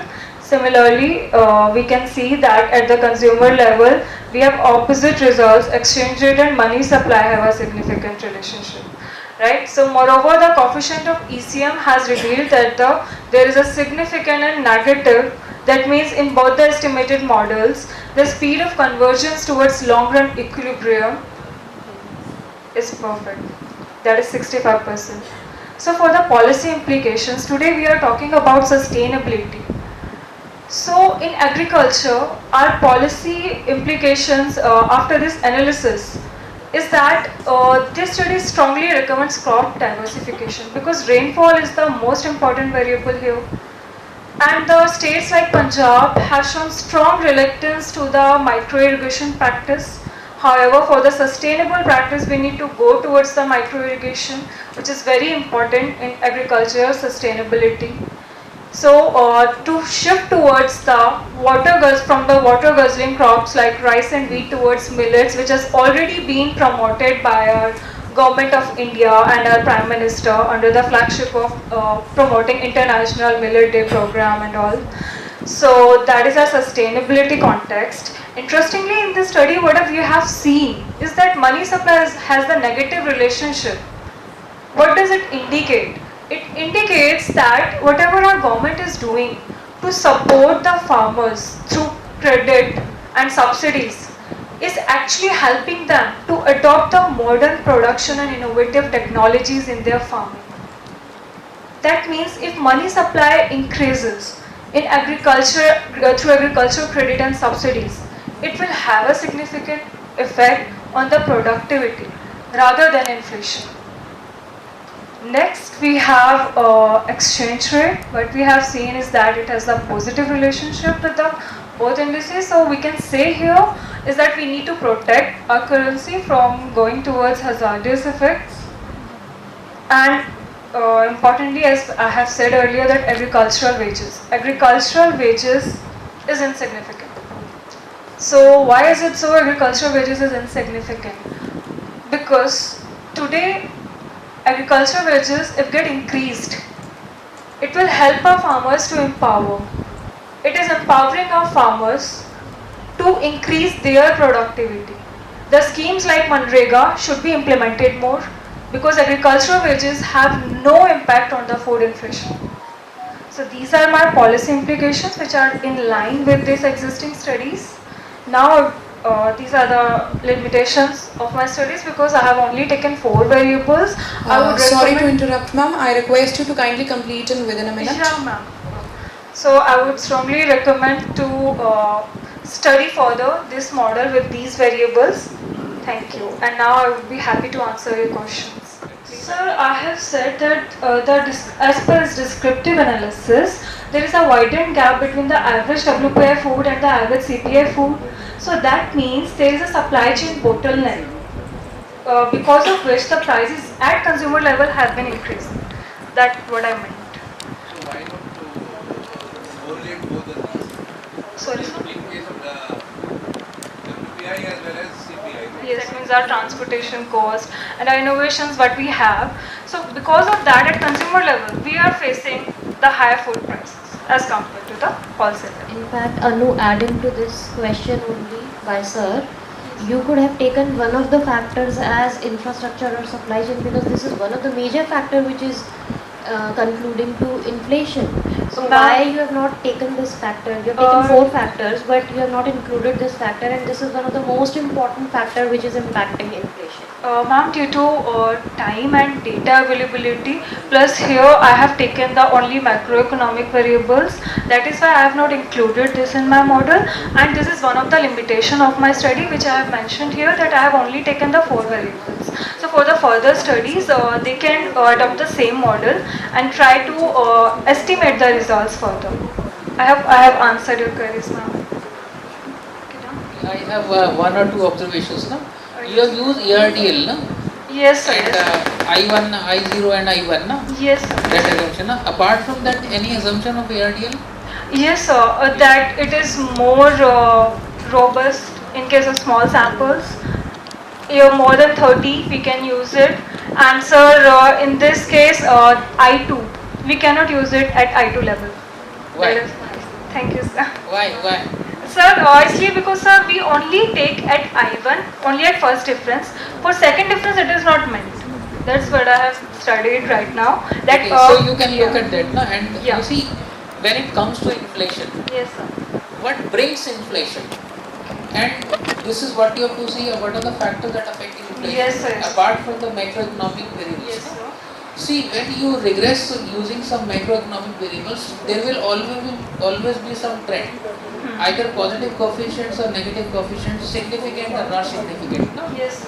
But what it means, whether the inflation is because of the input prices in terms of agricultural wages or otherwise, or in terms of the supply chain cost, the supply chain effects, no?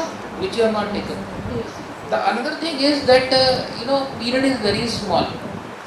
So you have to see in terms of longer periods, no? Yes, sir. And in longer periods you will find different pockets, no, regimes. Yes. And though in those regimes, different factors, no? There are factors which are, some factors are more important than others. So for Which one is the other regimes, no? Yes. For example, the supply chain itself, no? After the COVID and before the COVID, no? Yes. The agricultural wages versus the Manrega scheme, no? Okay, which provides automatically, the kind of incentives. So, analyzing the inflation with respect to macroeconomic factors need to, address all these things. No? At this stage, one or two suggestions from these are the suggestions from Sir, my side. I highly value your suggestions. Sir, I have actually already incorporated that in my next model. What you have been asking me, sir, these I have taken only for the monetary phenomenon. For structural inflation, like ma'am said, transportation, sir, I have included that in that phase. And sir, as far as ERDL model is concerned, sir, I am learning non-linear technologies. For that, I have learning non-linear techniques. Right now, I have learned this. And my since my variables are perfect for the ERDL, so I have chosen this. If they were found non-linear, I have gone with that. See, if you go for non-linear, yes, maybe that AI or fuzzy model, no? Yes, sir, yes. Okay, then any model of AI you use, no? Yes. Whatever is available in SPS. Yes. And moreover, the learning which you have, no? Okay, may not be relevant, no? Yes. Because these variables, macroeconomic variables, they are structurally, they are affected by the policy. Yes, sir. And even the WPE series, no, has limitations in terms of base year. Yes, sir. And the components of WPE. Yes. Actually, anyway, okay, you can continue this research, no? No, All the sir, best. Okay, all the best. Thank you. Ms. Payal Sharma. She'll be presenting dementia vision feature extraction and comparison using HOG and PCA for diagnostic imaging. You're welcome to the dais. Good afternoon to all. So today at the 11th National Conference, I am today here to present the topic which is titled as Dementia Vision, Feature Extraction and Comparison using HOG and PCA for Diagnostic Imaging. So in this PPT we learn about what is introduction, and then we know about the objectives, and then we go through the literature review, our research methodology, and then we conclude to our results and conclusions. So dementia, as we all know, dementia is a neuropsychological problem caused by brain disease or injury that affects the ability to think, remember and behave normally. Recent years, the researchers have shifted their focus from the traditional methods to the machine learning and deep learning techniques for the curing of and the reduction of Alzheimer's disease. And moving on to there are various image feature extraction, which includes the various methods like principal component analysis and local binary pattern and the histogram of oriented gradient, which is also known as HOG descriptor. So for instance, the HOG calculates the measures the local picture region gradient and direction histogram in order to produce features. So in a traditional artificial neural network comprises of the following steps. The first one is image acquisition. So first of all, we collected the image data for the brain of the patient, and then we pre-process the data, and after that we extract the features using our machine learning and artificial intelligence techniques, and then we reduce our dimension of the data, and then we classify it and validate it. So what are the objectives of this? There is currently no treatment available to cure dementia. So the principal goals for the dementia care are, in order to promote the early diagnosis, there are various optimal management to optimizing physical health, cognition, activity and well-being, and identifying and treating accompanying physical illness, and also providing information and long-term support to carers. So So these are some literature review that I have gone through. So there in 2017, the different researchers have implemented the dementia category of AD, which uses the technique of CNN and SVM and uses MRI as an image modularity and provided an accuracy of 84%, also successfully achieved the accuracy of 90.1 and the sensitivity of 68.4% with the dementia category of PD.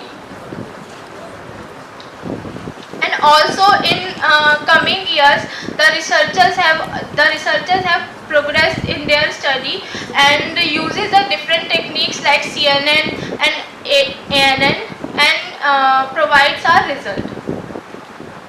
So what is the research methodology?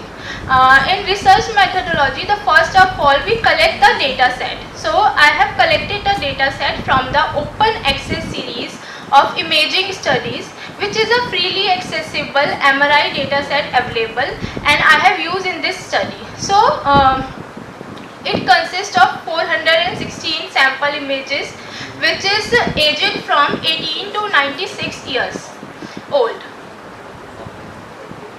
And the original dimension of these images are 176 into 208 into 176 resolution. So after we collect the data, then we pre-process the data. Pre-processing is very necessary for the better of the result. So we first of all we have the grayscale MRI slices. We transformed it into RGB images, red, and in this, and after that there are 30 subjects and 50 slices of the each particular class. And it is a flow chart. So first of all we collect the MRI images and then we process the pre-processing on the data, and then we extract the features using the histogram of oriented gradients, which is also called as HOG, and then we perform the PCA technique for the dimensionality reduction, and then we finally conclude on our result. These are some metrics and parameters that we have used in our results. So accuracy and sensitivity and specificity that I have found, and it is a accuracy performance chart. So we all can see that there are some classifiers: decision tree, random forest, SVM, naive Bayes and K nearest neighbor, and then we calculated the all the parameters and metrics using the Python programming in the project. So as we conclude to the study, it is concluded that the dementia is a major health problem and we have to focus on risk reduction instead of its cure. And dementia is a significant health challenge and focus should be on the risk reduction rather than seeking a cure. In conclusion, we say that the current understanding from the previous research emphasizes that the importance of risk reduction in addressing the challenge posed by dementia, and the future efforts should be focused on extracting novel features and also reduction of the unnecessary features from the data set. And these advancements are also crucial for the improving of effectiveness and efficiency of dementia detection algorithm, and ultimately aiding in the early intervention and management of this complex health issue. So these are the some references that I have used in my project.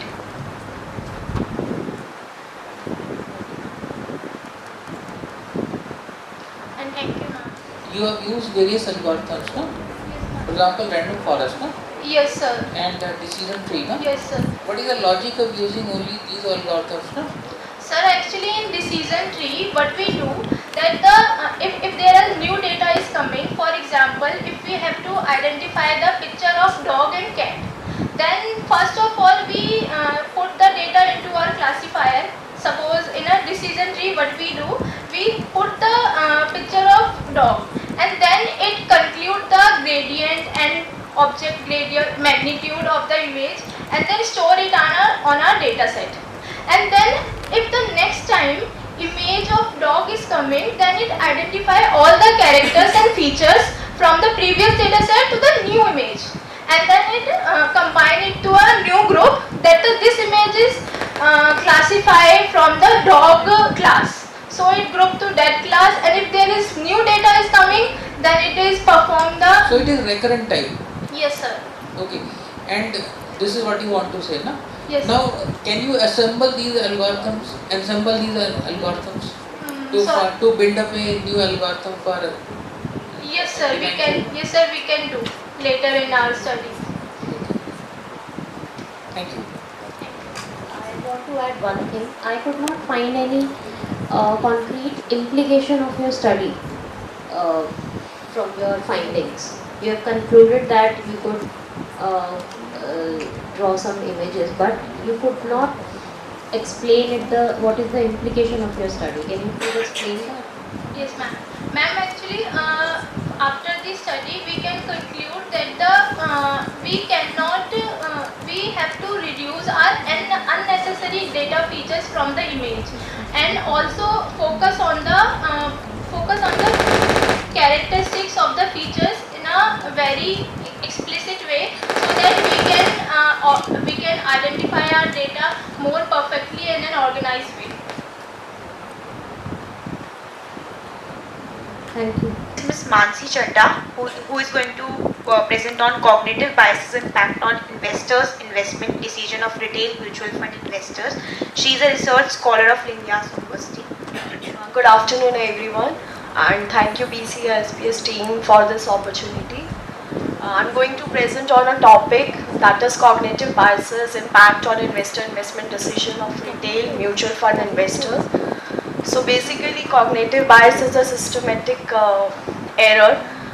In this, the people will take decision and take actions on the basis of what is going in their environment, and mostly the cognitive biases are totally based on the memory of a person. Like if the people is experiencing some good memories, so on the basis of that memories they will take their decisions. So in the same way they will take decisions in their investment also.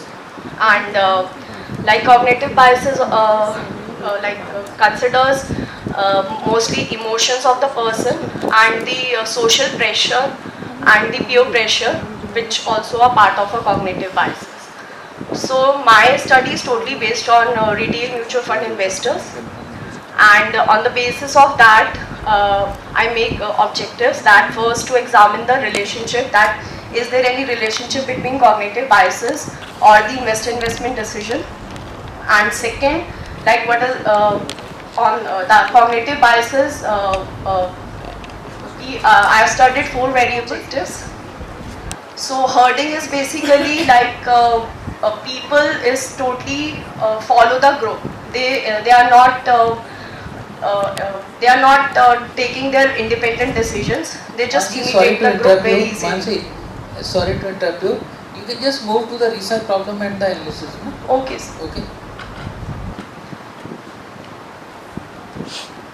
So this is my conceptual framework. So on the basis of this behavioral biases theory, I made that conceptual framework, and on the basis of that I created the hypothesis. So the hypothesis of my study is that overconfidence has a significant relationship with investor investment decision, and overreaction has a significant relationship with investor investment decision, and again the herding has a significant relationship, and the regret aversion has a significant relationship with investor investment decision. So these are my hypotheses on the basis of that conceptual framework. And why I'm taking that study?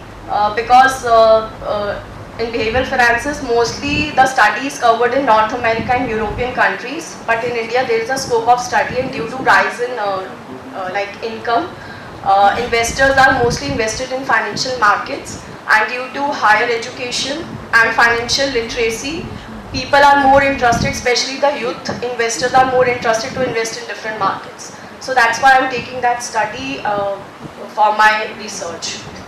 Now the research methodology is like I'm taking 1012 Indian mutual fund investors of 4 different states, and the states are Mumbai, Bangalore, Kolkata and Delhi NCR, and the data was collected from September 2019 to September 2021. So this was the reliability and validity of my construct. So the validity and reliability was established, and the results are that the herding is 0.180 correlated with the investor investment decision, and the regret aversion is strongly positively correlated with investor investment decision. I applied multivariate regression analysis for my model, and the results will be, the equation is that it is 1.337 plus 0.109. So I will just describe the results. So this was the conclusion that when you like change 1 unit change in the mutual fund investor, so it is associated with 0.109 unit increase in overconfidence, 0.098 unit increase in regret aversion, 0.090 unit increase in herding, and 0.094 unit increase in overreaction, which is very near about 0. So there are other factors like prospect biases, emotions, personality, which is not a part of my study, and and these factors will be a further scope of other research scholars and the academicians. Second is that all the results are significant and positively correlated with the investor investment decision. So the limitations of my study, like due to time constraint, the sample is taken only for 4 states of India. Study has a statistical limitations and only measured by ordinal and nominal scale, and investors who were very like financial literate, professional, middle and high income group contribute more to the sample. Thank you, sir. Regression analysis. Have you checked for multicollinearity? Because you know there may be when you talk about the biases, and you want to regress it, of course this issue is there. So for regression model, we have to check this like we go for that then model. one of the challenge which generally I've seen in research papers, and many times I've reviewed these papers like this, is about the measurement. Okay, giving absolute values in the regression model is a very not very acceptable kind of thing, and mostly the researchers go for the structural model. No, sir, I applied CFA for the validity purpose. So what happens is that the newer approaches are to apply a fuzzy based approach. The another thing is that when it comes to collecting the data from different regions, of course there are large differences, significant differences across the regions. So in your later studies, you can cross compare also, but you need to have a large data set for this. Sir, it is 1012 sample. The size of the sample is 1012, and I took 250 around for one population. state. So you can increase the samples in later studies, Yeah, I will. Okay, compare the states, because you will find altogether a different kind of result coming. Okay, even that some of my students have done that when it comes to NCT of Delhi versus Gujarat and Maharashtra, okay, the states, if you collect sample, the results are altogether different. Okay, so you can have a look at this aspect. Okay, sir. Thank you for your advice, sir.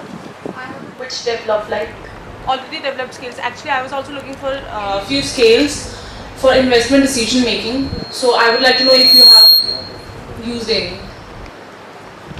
I used only Likert scale. I read the research papers and I took the statements from that papers.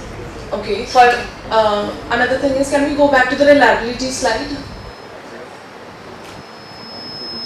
So for herding, it is 0.63, which is quite a low value for accepting the items. For like psychology and social science studies, it is acceptable. Only for psychology and social science. So any value below 0.7, which I know is acceptable. Yeah, it is goes for fine for biases. It is for other studies 0.7, but for sociology and that behavioral finances studies 0.6 is acceptable. Okay, thank you so much. Upadhyay, who is going to present a study on factors influencing increase in trends of online payment apps. He is a student of Banarsidas Chandiwala Institute of Professional Studies. Good afternoon, ladies and gentlemen, distinguished guests. I am Rohan Upadhyay from Banarsidas Chandiwala Institute of Professional Studies. Today I will present my study on the factors influencing the increase in trends of online payment apps. I would like to express my gratitude to the organizers of this conference and providing me with the platform to share my research and insights. My topic is a study on factors influencing increase in the trends of online payment app. In this presentation, we will explore various factors that influence emerging trends of online payment apps. We will discuss how user behavior, technological advancements and other factors shape the adoption of digital payment methods and the future of online payments. In today's digital landscape, online payment has become a crucial part of our daily lives. The convenience, speed, security offered by online payment methods have transformed the way to conduct financial transactions. As a result, an increasing number of individuals and businesses are embracing online payment solutions, leading to a significant and a shift in customer behavior and shaping new trends in the financial industry. There are various trends in the digital payment systems in India. Some of the leading ones are e-wallets, mobile payment apps and government initiatives. Talking about the e-payment apps, e-wallet apps, the customers widely use the digital payments such as the Paytm, Google Pay to make the payments and transfer money. While working on the mobile payment apps, I was able to get the information from Paytm, PhonePe, Google Pay as they have emerged as the popular payment apps in India. Government initiative concerns about the Digital India program. That was a big step taken by the government of India to transform India into a digitally empowered country. And the various factors that has resulted in the growth of digital payment industries and its future in India are the increase in transactions and uses. The digital payment is easy, convenient and safe to use. They offer convenience, security and speed to the users. The increasing role of e-commerce websites has played a significant role in the role of driving adoption of digital payment apps in India. Like we all know, the major players in e-commerce field are Amazon, Flipkart, Myntra and other leading platforms. Coming to the literature review part, I have taken help and reference from the various papers stating empirical evaluation of technology and acceptance model for the model of predicting actual usage of mobile payment apps. The second paper I took was research related to a literature study of customer perception towards the digital payment mode in the mode of India. The third paper concerned was demonetization and its impact on adoption of digital payment. The fourth paper used for reference here is the adoption of digital payment systems by a customer. The fifth paper used by me was related to a study on the usage of online payment apps by customers. Sixth paper concerned is related to trends in digital payment systems in India, a study on Google Pay, PhonePe and Paytm. The last and the final paper used by me that helped me doing this research is related to the topic growth of digital payment industry and its future in India. There are major findings in my research which stated that most of the respondents strongly agree with the online payments being a speedy transactions as low risk of threat. It also reduces the need to carry cash, and there is a variety of discounts and cashbacks also available by doing the payment online. Most of the respondents agree that the online payments are secure, they are reliable, they are contactless and they help to reduce the carbon footprint as well.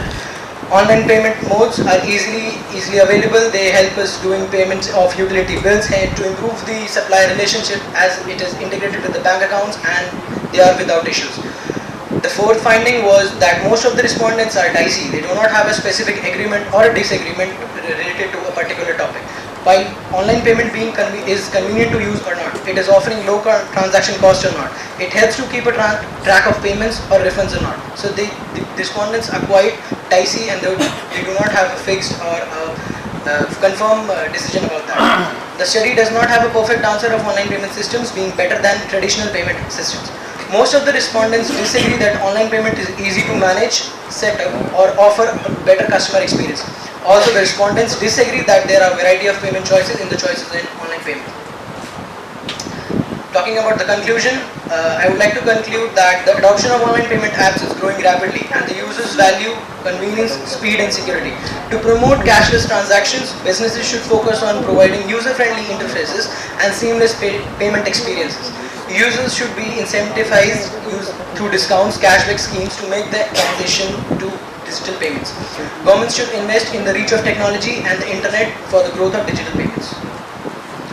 My suggestions to the various e-commerce platforms and other digital payment services are that we can promote digital payments, encourage the users to go cashless and use different e-payment methods available in the market nowadays.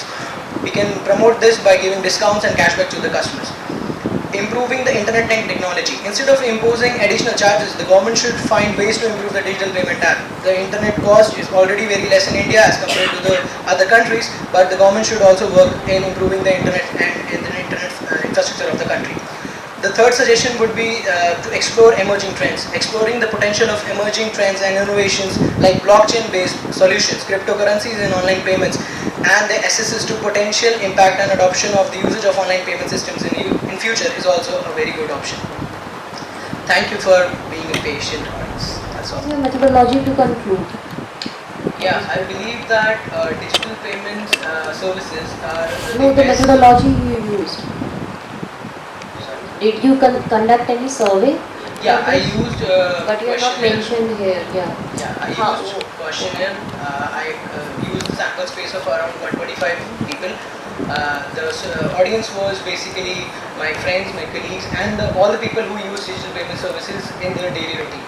So I thought they were the best people to answer because they use the digital payment services in their What were routine. the major two factors which came out to be the most influencing?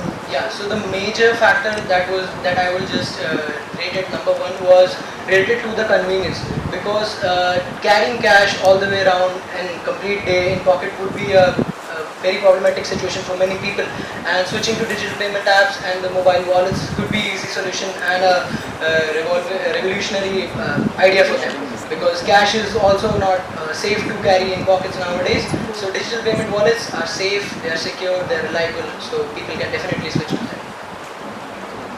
Okay, and no negative factor to impact it?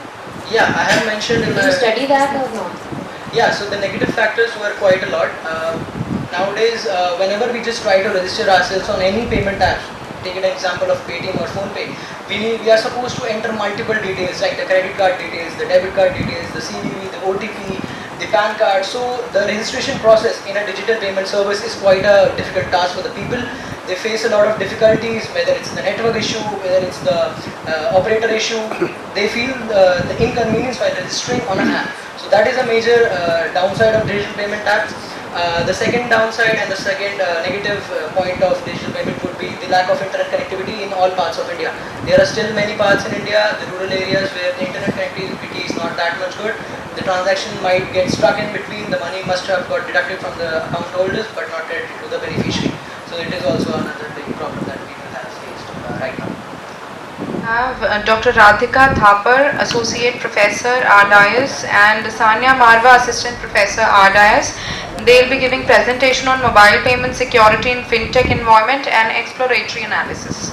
Good afternoon everyone. I, Ms. Sanya Marva, Assistant Professor RDIS, Research Scholar in Finance, along with Dr. Radhika Thapar, Associate Professor RDIS, she is a PhD in Computer Science, is going to present the paper on mobile payment security in fintech environment and exploratory analysis. As we all know, what is fintech? Fintech is the combination of technology and finance in order to provide the robust financial services to various businesses and the customers. From mobile banking to insurance and to cryptocurrency, fintech word has been used immensely and its use is endless. Now, I hand over to Dr. Radhika Thapar for further work. My presentation on fintech. The presentation will go around introduction, statement, problem, review of literature, framework, methodology, results, scope and limitations, summary and conclusions. And at the end we'll talk about references and question and answers.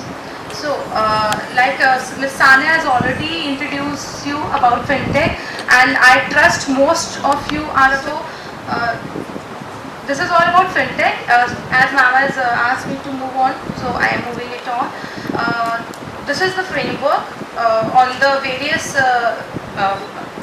factors we are talking about, and this is the review of literature and fintech attributes. I have summed up in a form of a table with the references, and I have cited the literature in my paper. Few I have I am presenting here for your view, and there are about 50 papers which we reviewed, and some papers I have quoted here. And these are the Google Trends, which easily shows us that this is the last 12-month trend which is depicting the currents in fintech.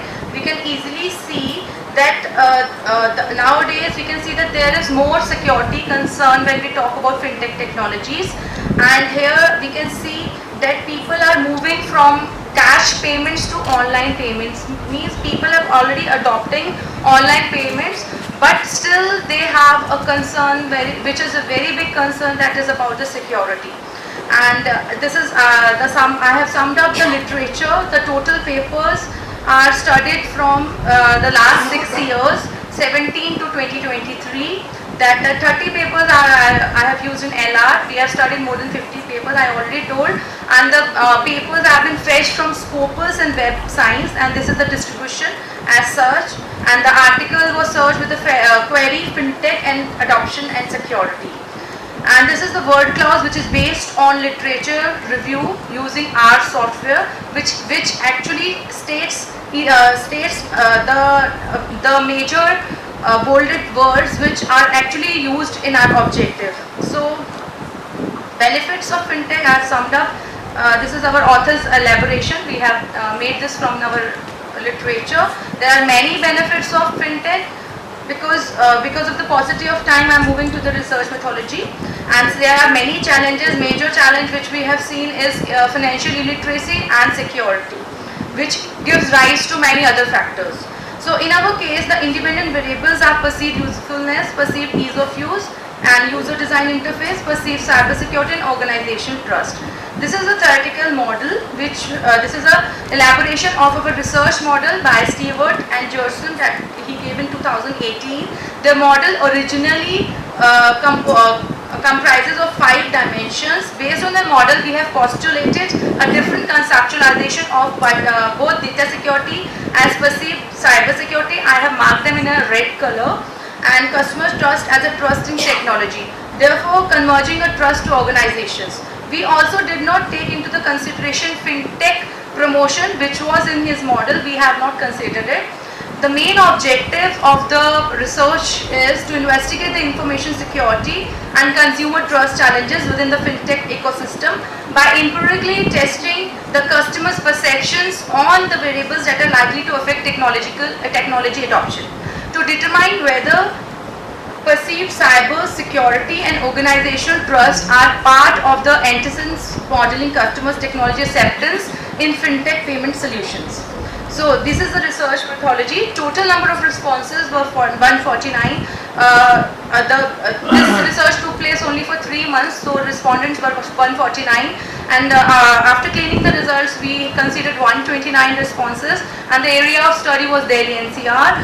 And the research instrument uses EFA through SPSS, and that is for a quantitative analysis. For qualitative analysis, we used NVivo and R. And the participants were majorly students and other stakeholders, and the data collection tool was questionnaire survey with Likert scale using Google Forms, and the sampling is convenience, and the approach was deductive, qualitative, and quantitative. So the variables have been adapted from the following authors. This I have summarized in the form of a table. The survey instruments are designed using the indicators from the related previous literature to increase the assurance of the construct validity of the instrument. The data analysis using factor analysis. So reducing dimensionality in our case is important, as each statement of a questionnaire creates a variable, reducing into a smaller set of variables that share a common variance. Once the constructs were created, we are using Cronbach alpha as a measure of reliability. If the Cronbach alpha is acceptable, majorly it is which is superior to 0.7, though we can consider the figures above 0.6 also. We continue with other analysis. So this is our KMO and Barclays test. I have marked the figures in the red. You can see that KMO is 0.834, which is greater than 0.6, supporting the intention to reduce the dimensionality of our variables. And the Bartlett's test is 0.0, and it should be below 0.05. So it suggests that there is a substantial correlation in the data. We can now confirm that the data and variables are suitable for the factor analysis. The next element we are interested in is to specify how extraction should be executed. So the reliability statistics I have written here of each factor. All the components from the PCA produced convex alpha are superior to 0.7. Therefore confirming the reliability of the component and its items as assuring consistency of the measure. There were 33 questions, out of which few were on liquid, few were demographic, others were on liquid scale. This is the total variance explained. We can easily see that the most common extraction method uses Kaiser's criteria, and it is advocating that retaining the factors that have eigenvalue greater than 1. Moreover, the total variance table is interesting to interpret as the first component with eigenvalue is 10.573 is responsible for 39.159% of the total variance, and component 2 is explaining 2.625% of total variance, and third is explaining 2.02, and so on. The six components extracted based on the Kaiser's criteria explains that 73.118% of the total variance. So these are our summary of our factor analysis. Can you please conclude now? Yes, ma'am. Okay. So I'm just coming to conclusion. I think this is a substantial thing which I need to mention. These were the factors, and so we have labeled them again, the original dimensions, and after PCA we have labeled them, and after doing so and concluding, we have revised the conceptual model. The green color symbolizes the statistical significance. The sign plus suggests that a positive relationship is there to intention to use the fintech. So the findings suggest us that the daily NCR has a very high level support of fintech. The perceived ease of use consideration, however, are yet unclear. If fintech applications are easy to use and user friendly, and downloading application programs are simple, this technology will influence customers' attitudes toward using fintech services. Digital financial transactions should be more easier and simple, so use multi-factor authenticity by default. And the scope and limitation, the first being the use of convenience sampling, therefore our results lack of generalization are there. And the results of our study confirm what the antecedents of customer intention to use mobile payment applications are, to the extent that both security and trust matter. The findings from this study recommends that the mobile payment provider may focus on perceived usefulness and perceived ease of use only, without worrying about perceived technology risk. So there is a need to carry out further research, focus on the examination of the effects of other factors such as social norms and situational variables. And the recommendation and conclusions are we should incorporate biometric authorization while using fintech application. It should provide automatic logouts in response to periods of inactivity. Encryption is important for both client and server side. Ensure protection against jailbreaking. I have not mentioned the whole line. Jailbreaking here means unauthorized fetching of the data. Run regular risk assessments and update security measures according to any new concerns. And these are the references, and this is the plagiarism report. And now we are ready for the questions and answers. Thank you everyone for listening. We are planning to extend our work using a mediating factor. Yeah, and as suggested by sir, also you could use SEM here. Yes, yes. Our next paper is yes, ma'am. Next paper is on the same. Because looking at your factors, some mediating factors would definitely come, yes, which would impact the intention for use, and that can be used further. And SCM can be used. That will definitely give you certainly robust. That will confirm other factors also. We will be doing the same. Thank you for your suggestion, ma'am. You were talking about UDAT or TAM or what here in the... It is actually a TAM model only, which is we have actually postulated and changed with the two factors here. Okay, and one thing which I think very important in case of security, you can talk about the various security risks.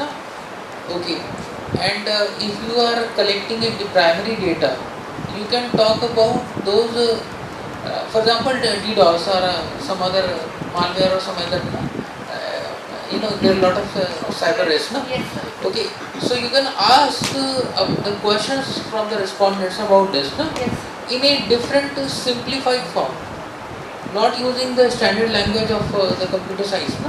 Right. Okay, and then try to develop some kind of model. Then you can make suggestions to the financial banks, no? Okay, look, these are the cyber risks, no? People want to adopt fintech, no problem.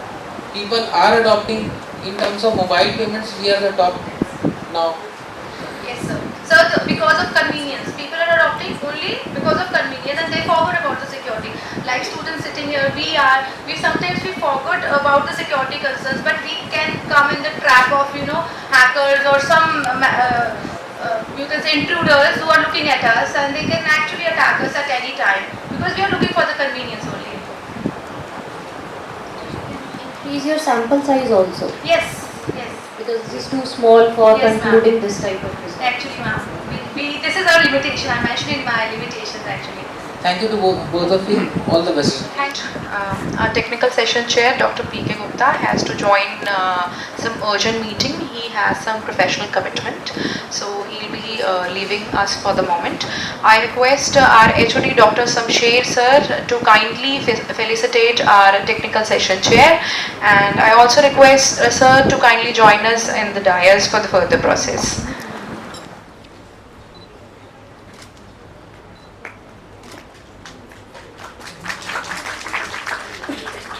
Ignoring digital marketing is like opening a business and not telling anyone about it.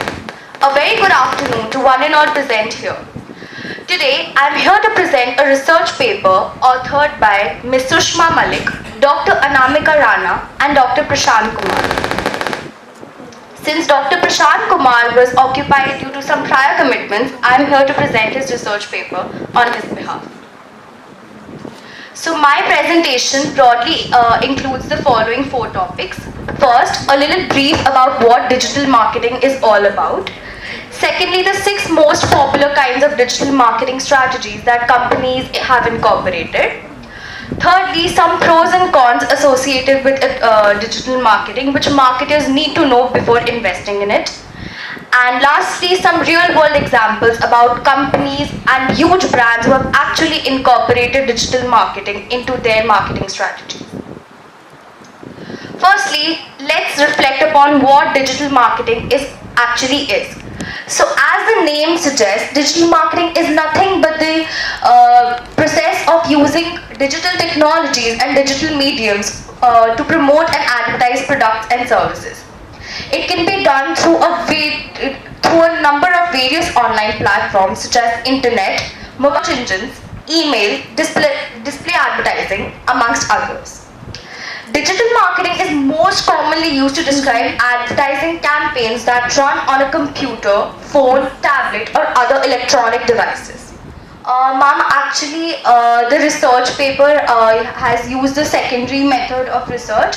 So in my knowledge, the data which has been collected here and the literature which has been put in the research paper, it has been taken from different research papers. So ma'am, basically my conclusion of how I have summed up is that digital marketing is a great scope for a lot of businesses and a lot of companies.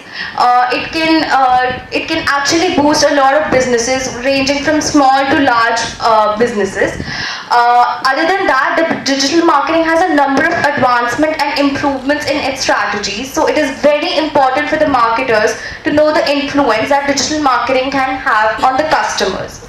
Lastly, customers and marketers need to learn about the pros and cons of digital marketing and need to conduct a thorough research of their target audience to get the best out of it. When you don't learn about the pros and cons of digital marketing, you won't be able to reap the full benefits. That's it from my side, ma'am.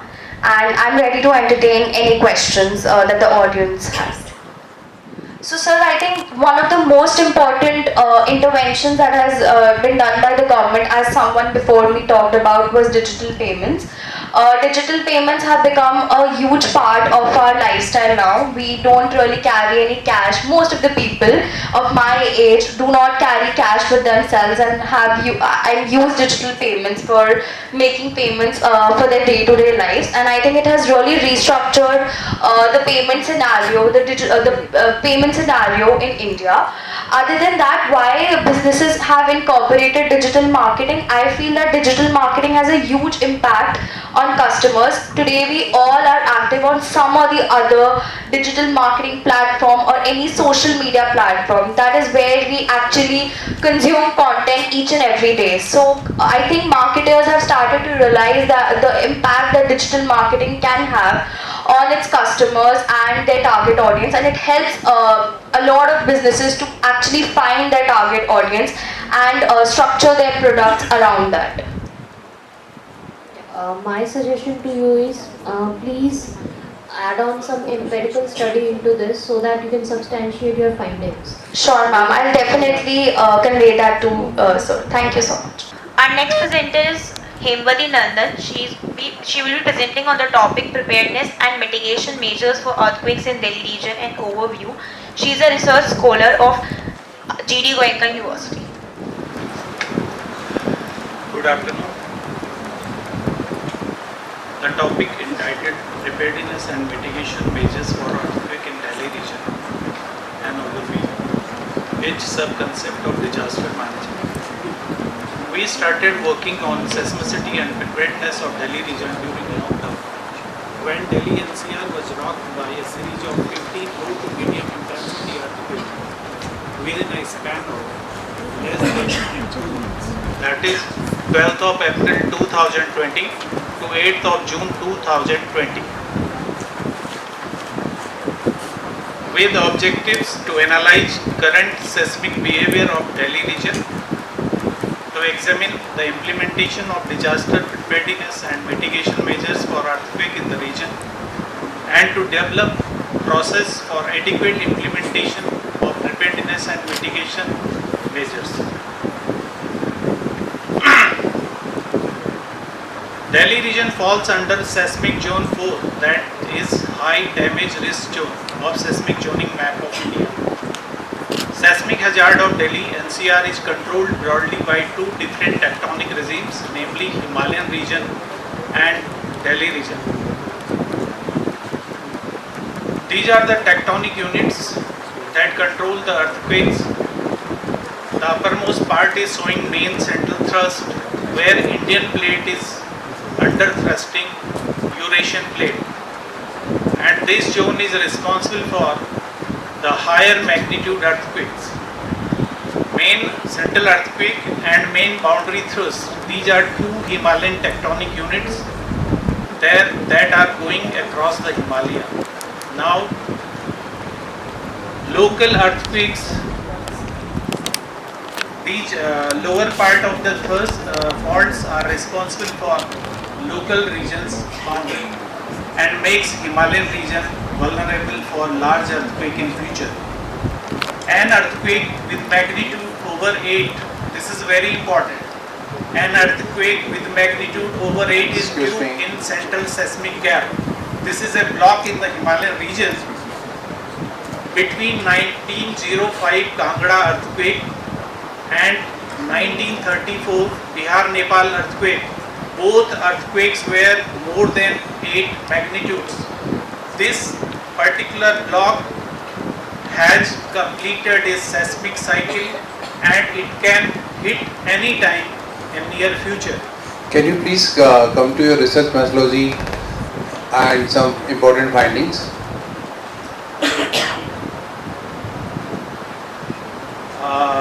This is frequency of earthquake at Delhi region that I have calculated from July 2015 till date. There is a sharp increase in the frequency, and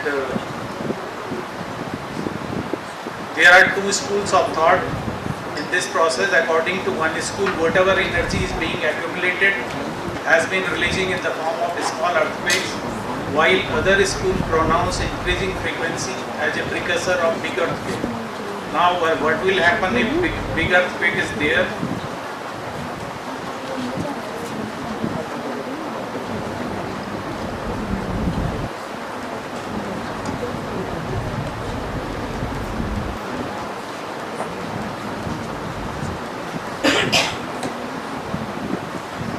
As per vulnerability atlas, over 30 lakhs of the building are at medium risk of being affected by an earthquake, while over 1.5 lakhs are at high risk of sinking. And more than 45% of Delhi's population reside in 750 slums, 179 unauthorized colonies and unplanned settlement. The construction of these zones is so scandalous that even a medium intensity earthquake can be disaster. So I have drawn a model for these are the challenges.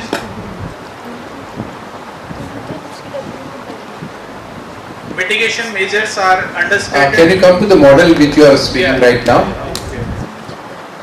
This is the model I have created because seismic measures is interdisciplinary and it involves so many subjects, seismologists, geologists, your capacity building and all these things. For that I have,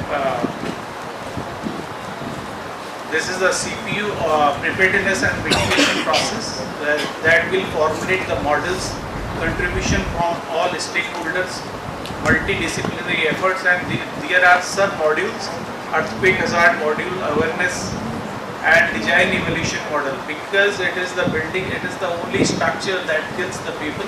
So it is very important, design evolution, construction, retrofitting models and policy implementation. Can you come to the findings please? Implementation of policy framework of earthquake preparedness and mitigation in Delhi region is not yet optimal.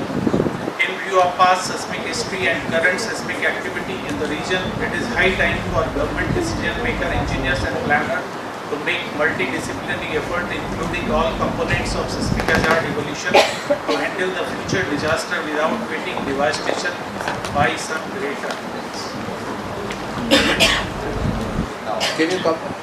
It is not optimal. It is only in the draft. It is written draft. But if we say we are here, has somebody come at our house for seismic audit?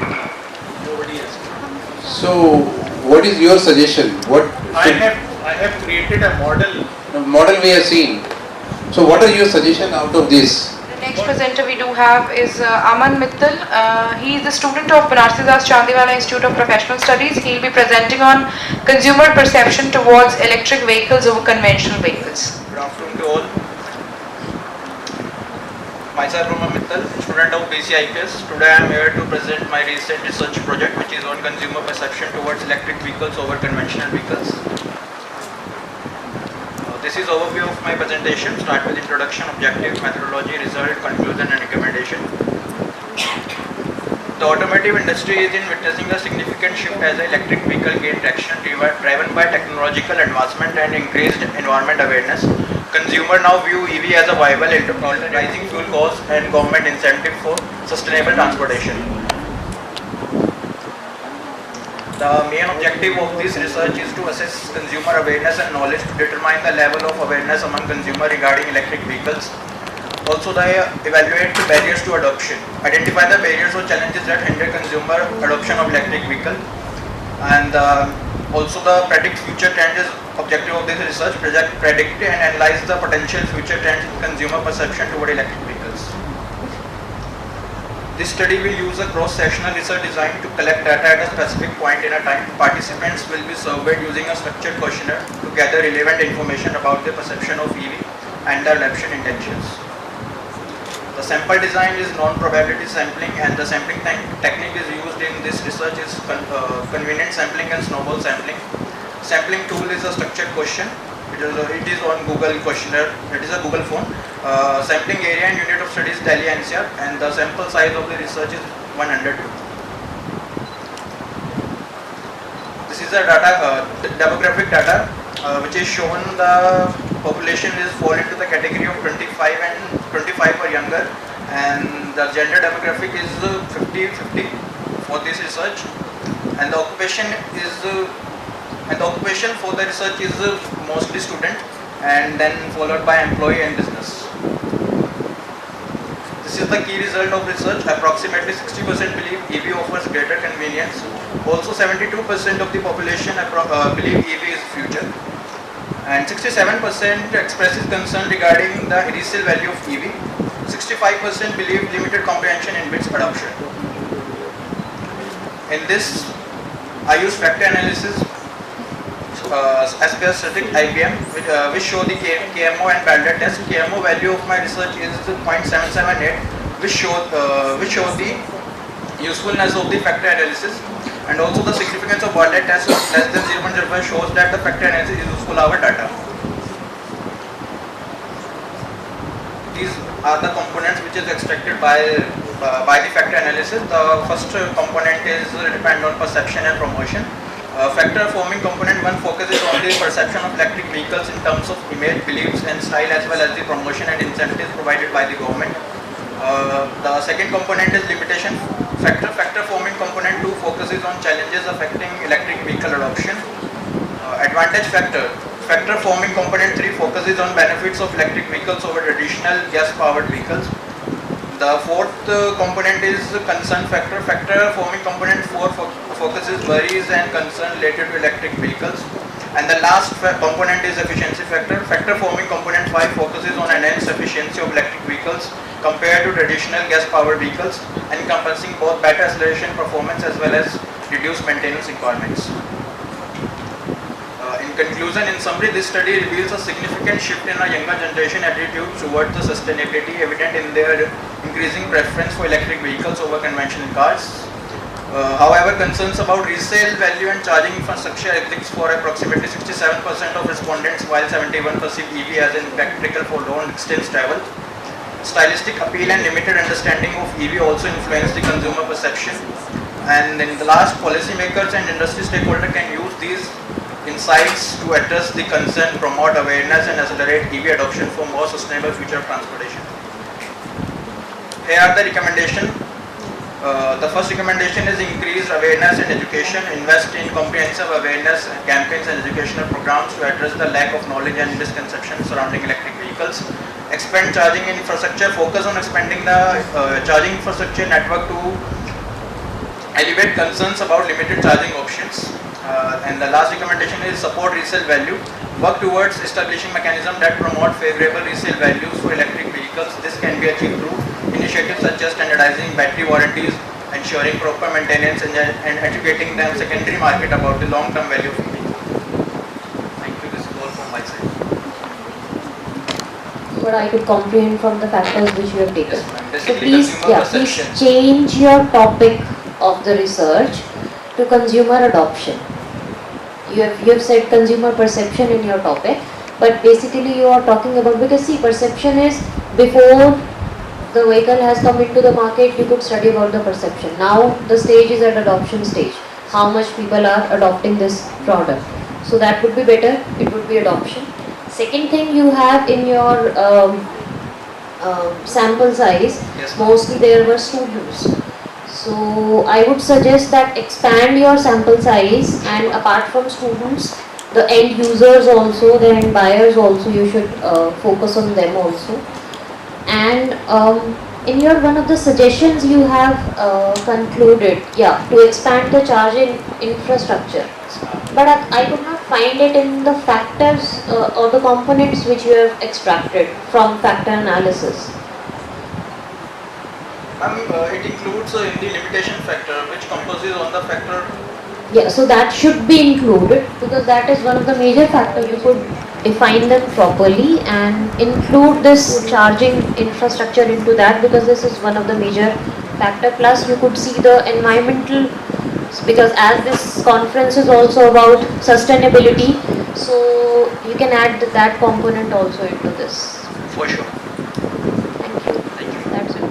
Our next presenters are Ms. Sanya Marwa, who is an assistant professor of Rukmani Devi Institute of Advanced Studies, and Ms. Anushri Ganguly, who is also an assistant professor of Rukmani Devi Institute of Advanced Studies. They will be presenting on the topic performance analysis of Nifty stocks, a qualitative and quantitative approach. Market also, right? Here we have the beta, which shows the sensitivity of the stock in relation to the movement or sensitivity to the market. So on the basis of the Trenor ratio, these are the rankings we have. Moving forward to the Jensen Alpha, Jensen Index. Here we employ the Kappa model, and on that basis we make the rankings, and again the higher the ratio, the higher the value of alpha, the better the company's performance is over long run, right? So if I say, if any investor out of the audience today wants to go and purchase any stock for his long-term investment goal, you can definitely refer to this slide, and that is all the work you need to do. So this is the list of the top companies which have performed consistently good considering the risk amount, considering all the events which took place in the past 10 years, and the next table shows that out of the 50 companies listed in National Stock Exchange, those are the 10 companies which are the worst performers we have.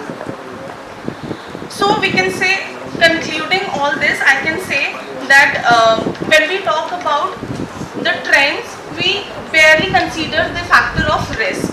So if I talk about the performance after adjusting risk, we should definitely go by these ratios, and this would help the investors, the portfolio managers to make their investment decisions accordingly. And also I would like to talk about the implication. Of course, this is helpful to investor and portfolio managers, but at the same time, when we talk about one of the behavioral bias we have, which is availability bias, when we have whatever information we have in front of us, only on that basis we take the decisions, but the risk factor is often ignored.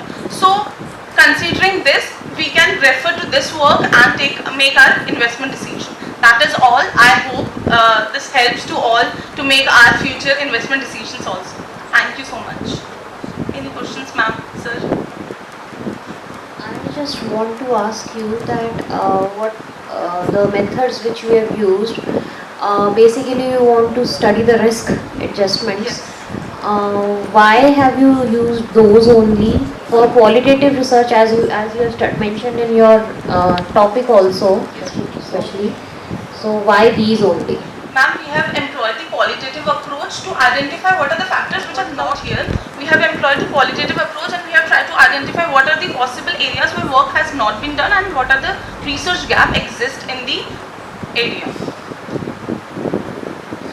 Further analysis also you could use qualitative approach to substantiate this. Yes, That's we what can also extend our work with qualitative approach. Yes.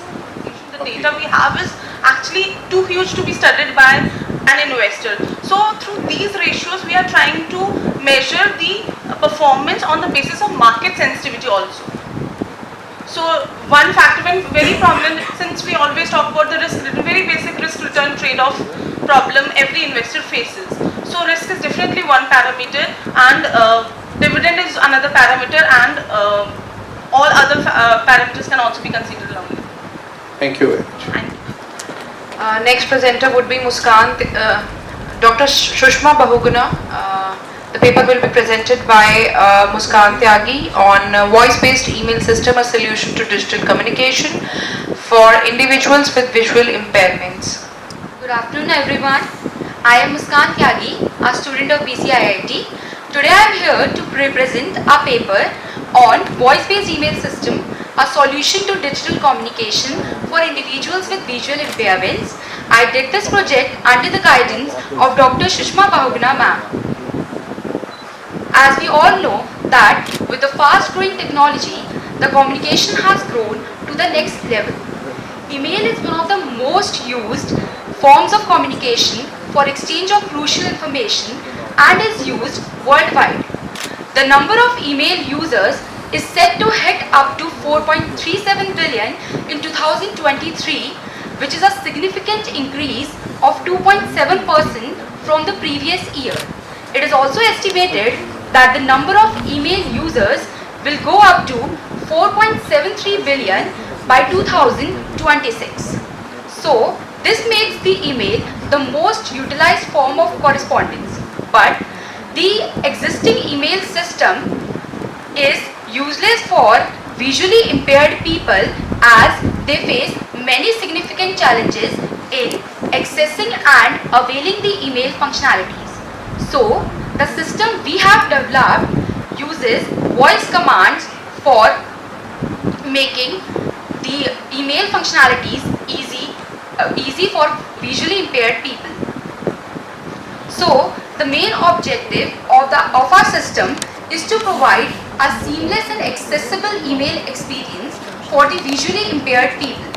The scope of our system is quite significant and can bring about a positive change in the daily lives of visually impaired people.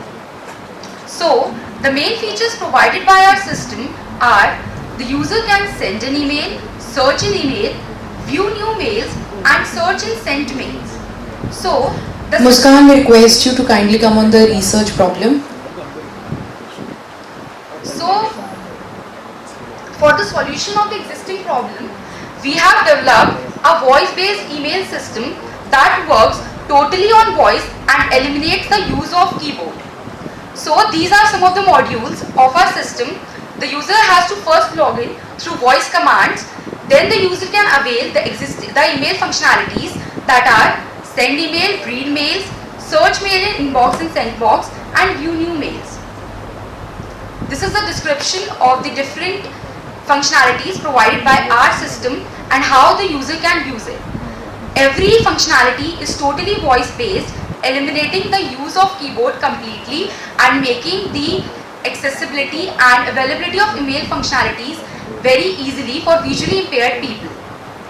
So these are some of the algorithms that we have used in our system, that are speech recognition algorithm, text to speech and speech to text. We have implemented our system using the language Python. These are some of the libraries that have helped us to make a complete voice-based email system for visually impaired people. These are some of the screenshots of our output. The system first speaks the menu option to the user. Before this, the user has to log in by giving its credentials like the sender's email ID and the sender's password. After the system speaks the menu option, the user has to speak the index of the operation she wants to perform. Then the system asks for the valid inputs according to the operation selected by the user. This is the screenshots of the mail sent by a user using voice command. The first is of the sender's sent mail and the next is of receiver's inbox mail, where the receiver's email ID has received the mail sent by the visually impaired user. This is the second operation that is provided by our system. In this, the system asks for the search criteria from the user and then it shows the emails according to the search criteria. Then the user has to select the index of the search criteria she wants to read. Then the system reads the full email for the user along with its subject. This is a small demonstration of the system we have developed. As I've come across, there has been some apps related to that. Yes, ma'am. So Ma'am, there are certain apps that only allows you to send mail and the system will read the full mail to you. By that, you will be able to understand what you have sent to the receiver's email ID. It will be applicable on all the platforms, like on Outlook, Gmail. Ma'am, till now I have implemented it for Gmail. This is a small demonstration of the The next presenter we do have is Shilpa Bhandari. She is the research scholar of Lovely Professional University, Punjab. She will be presenting on job stress and workplace happiness, artificial intelligence as a buzzword. Welcome, ma'am, for the presentation. So talking about the workplace happiness, happiness and the well-being at work in the service industry or any business organization has increasingly popular topic these days, right? So teachers, specifically this topic is based on the university teachers. So a lot of teachers these days are facing stress at work, which is hampering their workplace happiness and mental well-being. So based on which, my question is, so despite of various theories which are available on the workplace happiness or the job stress, the major question is how to foster happiness and how to reduce stress at work. So based on this, my research objectives are to study the effect of job stress on workplace happiness of teachers. Second, to examine if there is any difference exists in the workplace happiness of university teachers with respect to their gender. And third, to suggest the artificial intelligence tools to foster the happiness. So this is the conceptual framework which is being suggested. These are the job stress determinants, time series, anxiety, role expectation conflicts, co-worker support and work-life balance, which are being tested with the workplace happiness. So the study sample was collected from a wide range of UGC recognized university teachers. So as per the data available on the UGC website, there are 83 UGC recognized university. So this is the glance of the Delhi NCR states. There are 83 universities, and then the questionnaire was developed using the standardized scales which were adopted. So for the job stress, the new job stress scale which was developed by Abhishek Shukla in 2016 was used, and for the workplace happiness scale was developed by Endurance Sales. This is a shorter version of workplace happiness scale comprising of 9 items. So there are total 31 items used for the structured questionnaire. So the sampling technique is the quota sampling. So the quotas were divided based on the government universities, private universities and others. So this is the bifurcations of the sample distribution.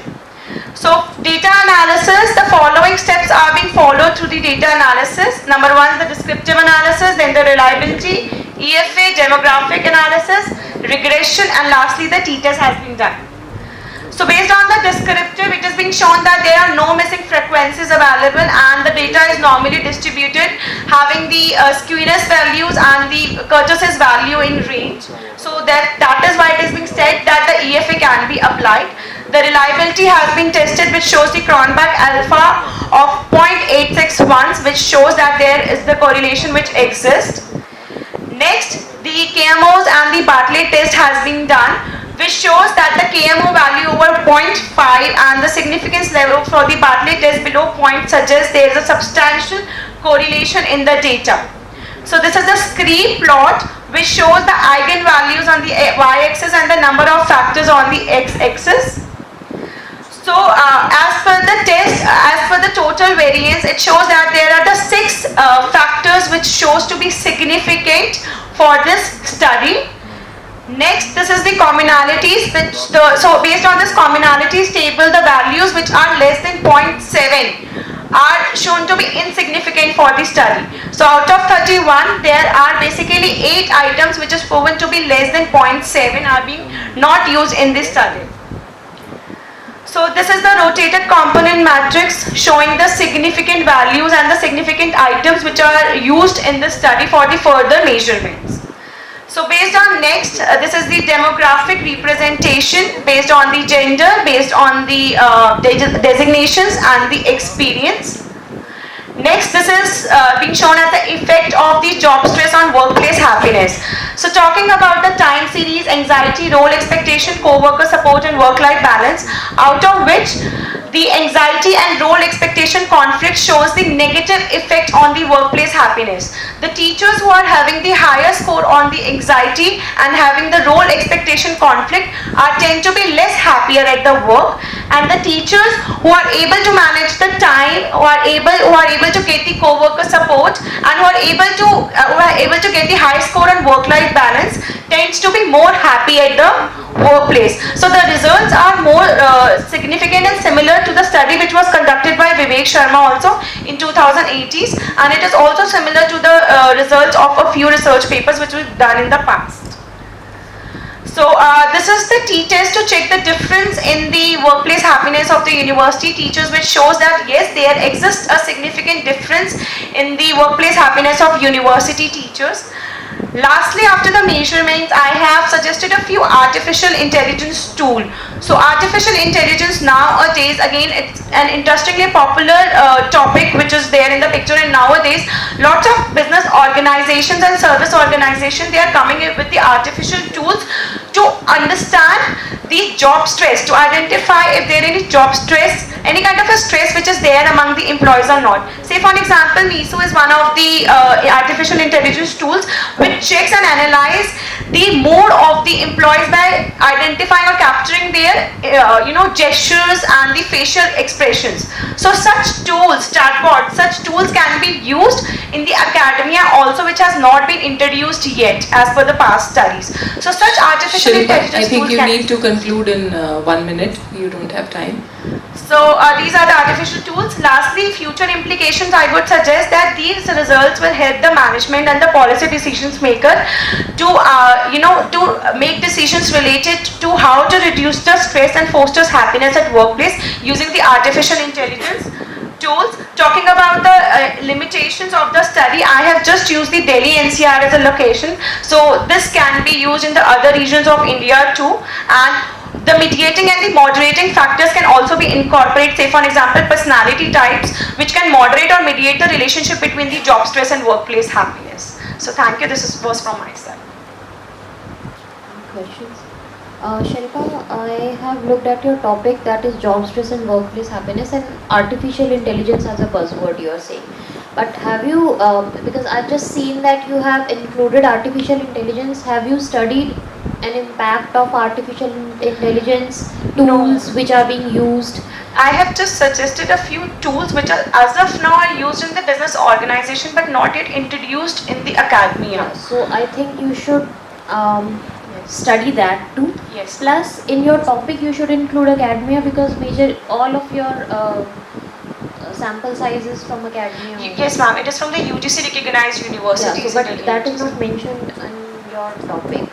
The title should also incorporate this. Thirdly, you have not studied multicollinearity Not amongst yet, your not factors, but you're looking at the constructs you have, like role expectations and work-life balance. So I'm sure they would be highly correlated.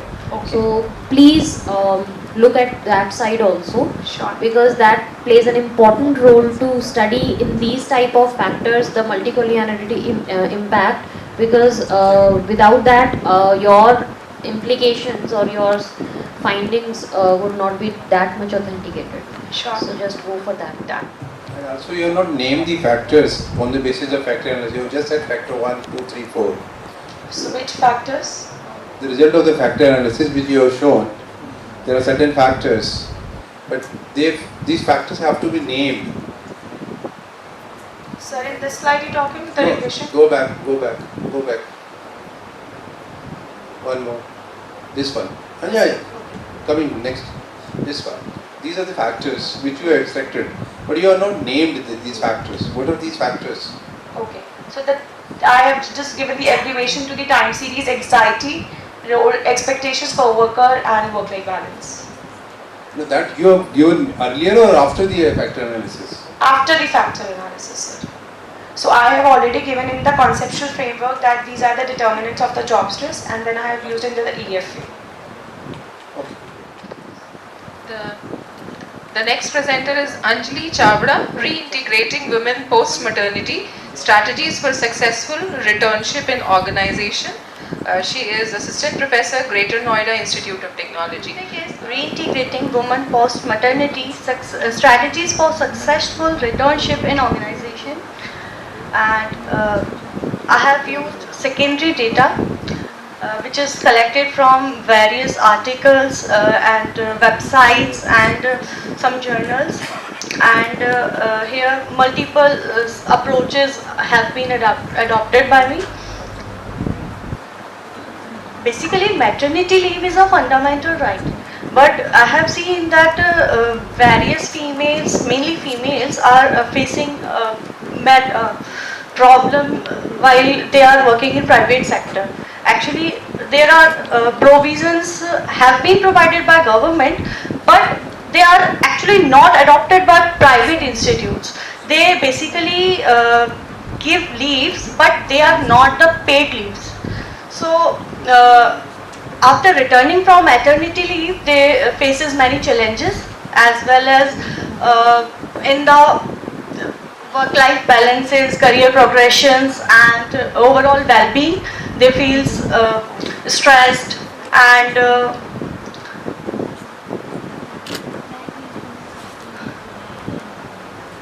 their self-esteem gets low, confidence becomes low after returning from their leaves. And I have mainly written my paper on this topic. So basically findings I have find in this, the challenges faced by mothers after they transition to work. Basically their self-esteem and confidence get low. Mother feels inadequate and unsure about their ability to balance their work and their responsibilities of their families, and they feel like doubts and self-guilt about how they are not giving proper time to their families. They are in jobs, they feel stressed about their families, responsibilities and the work pressure in their jobs itself. And the problem in work-life balance, stress and anxiety is felt by them. Their responsibilities increases, time constraints are there, and they are fatigues and sleep deprivation, mainly because they are caring for a newborn and the work pressure in their jobs as well. So basically importance of returnships. Basically returnship is a program in which many companies are providing returnship programs offered by Dell, Lloyd, Amazon, etc. etc. Importance of returnship is they offer employees to access untapped talent pool.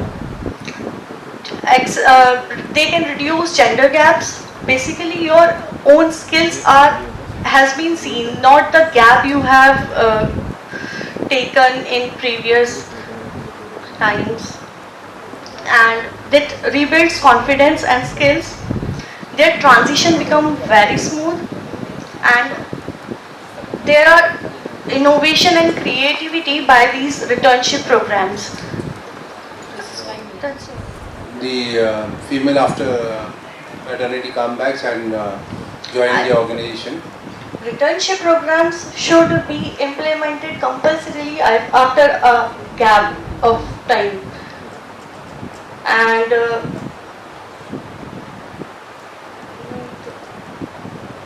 have you studied some already research paper on the subjects? sir, I have read few research papers, but mainly problem was defined there, challenges actually faced by females, but there is not a solution exactly provided in that. So you can go for some empirical study to understand Yes, this sir, thing sure. better and adopt some Okay, sir. test so that it becomes more meaningful and the conclusion is better. Okay, sir. Thank you. Dr. Shushma and Ritika Malik, masked face detection using CNN, a preventive tool for spread of infectious disease. My topic is masked face detection using CNN, a preventive tool for spread of infectious diseases. We've been through COVID. It has taken up almost 2 years of our life, and COVID almost affected over 700 million people across the world and resulted in almost 6 million deaths. So one major objective of COVID was to wear masks to reduce the spread of these diseases. My objective is to make a mask face detection model using convolutional neural network, and it is basically there to identify whether a person is wearing a mask or not. CNN can contribute to mitigating the spread of infectious diseases, ensuring compliance with safety measures and assisting authorities in monitoring public health protocols. There are 3 main objectives of the system: to identify whether a person is wearing a mask or not, to be accurate, and to make the model easily implementable and convenient to users. The dataset that I used is mask face detection dataset. It consists of 24,711 images, and it has basically 2 subsets. One is with mask and one is without mask. The dataset is almost equally distributed among the 2 subsets. The libraries that I have used are TensorFlow, Keras and OpenCV. I'll just give a brief description of the libraries here. TensorFlow is an open source machine learning library developed by Google, and it is usually used to perform mathematical computations. It is run in Python, but the mathematical computation part is in C++. Keras is adopted by TensorFlow, and it is a high-level neural network API, and it basically enhances what TensorFlow couldn't. TensorFlow has both high-level and low-level APIs, but Keras has only high-level APIs. OpenCV is mainly used for computer vision, and image and video processing. What I did in this model was the data set that I had, mask face detection data set, I split it into two, TrainX and TestX. TrainX is basically training the model on the images that we had existingly, and TestX is testing the model on new images. Then I made a new CNN model, convolutional neural network model, and fed the data into it. Then I ran the epochs. The more the epochs, the better the accuracy. The question here is, what are epochs? Basically, epochs is one forward pass and one backward pass through a data set. So the more the epochs means the more iterations through the data set basically. So the more times we iterate through the data set, the more accurate it will be. And then after a model is done, after we have trained it, after we have ran the epochs, I'll give the model more data, new data, so that I can see whether the model is classifying accurately or not. This is an output of my model. It's the first figure of me. It's a video screenshot. It shows individual with no mask. When I was not wearing a mask, it showed mask off, and when I was wearing a mask, it showed mask on. These are video inputs. The second image are static image inputs, and does the same thing. When the individual is not wearing a mask, it says mask off. When she is wearing a mask, it says mask on. So my model takes both video input and image input. I'll just demonstrate a video input in front of you. There is no sound in this video, it just demonstrates me wearing a mask. When I'm wearing a mask, it is showing mask on. When I'm not wearing a mask, it's showing mask on. I developed a model, used ReLU and Sigmoid as activation functions and Atom as the optimizer, and then I trained and tested the model. These are the graphs, training loss and validation loss, and training accuracy and validation accuracy. As you can see, our model is almost 99% accurate, which is a very good accuracy, I'd say. And as conclusion, I'd say this is a very useful model because it can be integrated into CCTV cameras and also can be implemented beyond. Your time is up, so kindly wrap up. Okay, I'm just running that slide. Also, we can implement beyond healthcare. We can implement this in crime detection. Basically, if you just do any crime wearing a mask, we can detect it. So there's that. Thank you. I'm working as a future prospect. I'm working on recognizing faces inside and with and without mask. So basically the first step is to recognize the person, whether he or she is wearing a mask or not, and then we can recognize who that person is based on the data we have. So that is a future implementation, but can be very well used in this. The next presentation is Dr. Ajad Usmani, Dr. P.K. Nayak, Dr. Shalu Tandon, presented by Anisha Pal and Pragya, a study of talent management as a strategic tool for retention in an organization. Good afternoon to one and all present here. Due to some prior commitment, Assistant Professor Ajad Usmani is not present here. So on behalf of him, I, Amisha Pal, and I, Pragya Verma, are here to present a paper reading on the topic, a study of talent management as a strategic tool for retention in the organization. So basically over here, strategic management is a basic strategy that an organization retained for their topmost and talented skilled employees. Further here we have talent management process model. Firstly we have planning, attracting, selecting, developing, retaining and transitioning respectively.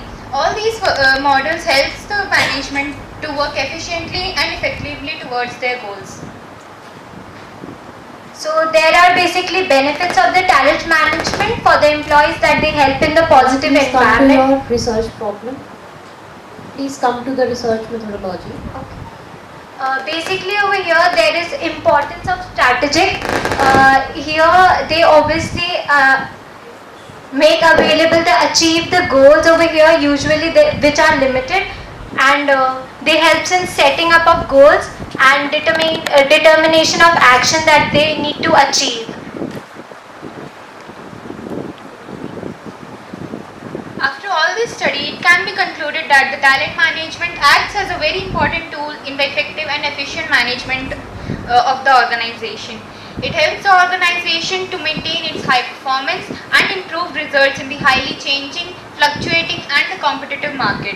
It further improves the skills and talent of the employees to ensure that the right people are in the right place and right time. and ensures organizations' well-being for the future. Thank you. The next presentation is Richa Sachdeva, Rahul Singh Rawat, Ali Varsi and Priyanshu Mishra, Emerging Cyber Threats, Anticipating Tomorrow's Risk Today. My name is Priyanshu Mishra, pursuing BCom Honours from Don Bosco Institute of Technology, affiliated to Guru Gobind Singh Indraprastha University. And my co-author is Ms. Richa Sachdeva, Associate Professor in Don Bosco Institute of Technology. And the topic is Emerging Cyber Threats and Anticipating Tomorrow's Risk Today. Cyber threats. The cyber threats are damage from the internet like virus or hacking that can harm computers. Over the last years, the way of world economy works has transformed. Nowadays, more than 60% of business taking place on internet because of strong securities that ensure transactions are safe and trustworthy. Cybercrime and cybersecurity.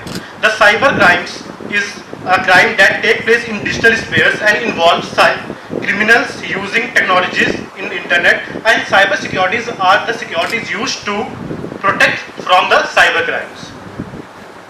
The main thing is research objective. The research objective of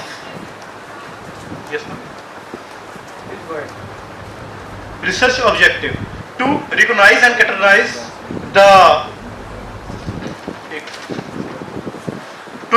new cyber threats, to systematically collect and analyze the data and cyber crimes, study technologies growth on cyber crimes. Research methodology. It is a district research methodology where we can explain the current status of cybercrime by providing organized information in India. It is totally secondary database project which is from National Crime Records. Cyber crimes in India. When the technologies are increases day by day in India, like many programs are present, like Digital India, the cyber securities are also must be strong because the cyber threats are increased day by day in India. Like the cyber rates are also increasing.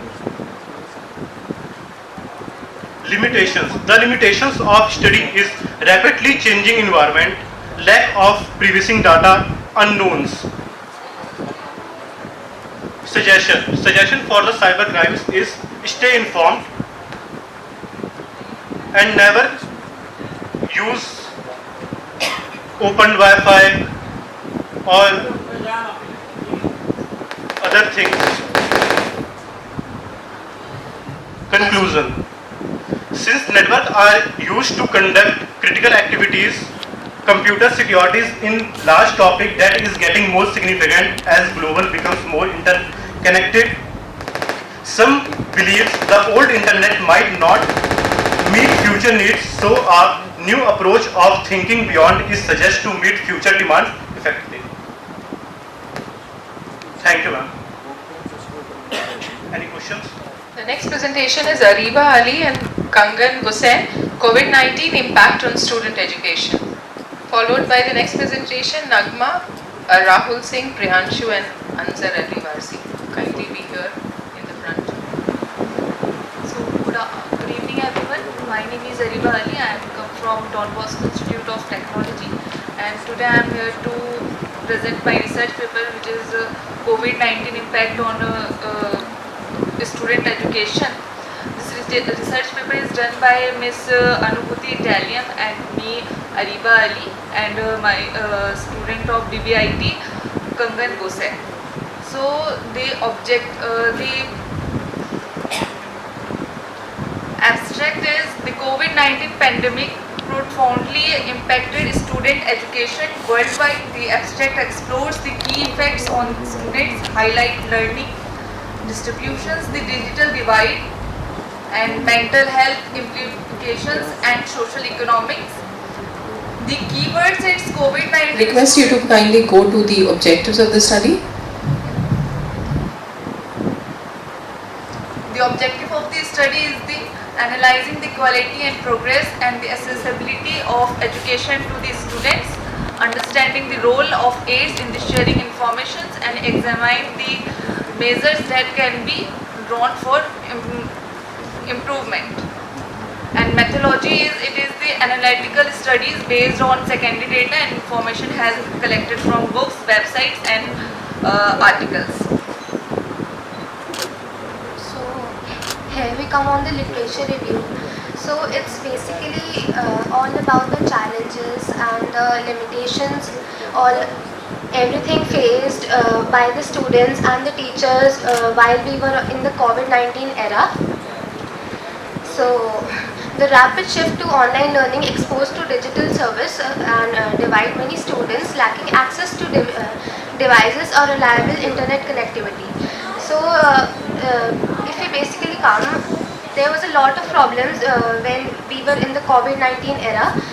We used to face a lot of problem due to the internet accessibility. We were not able to connect very properly. There was no education at that time. So if we come to the mental health implications, many people at that time used to face anxiety and depression because they were not used to that era, and they were not able to deal with it. Many people committed suicide because of that, many students.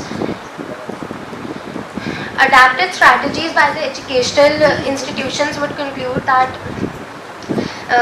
many students in the remote areas used to study with the Doordarshan channel that the government used to publish, and there were online classes which everyone was not accessible Last to. 1 minute left. Everyone was not really accessible to those online classes.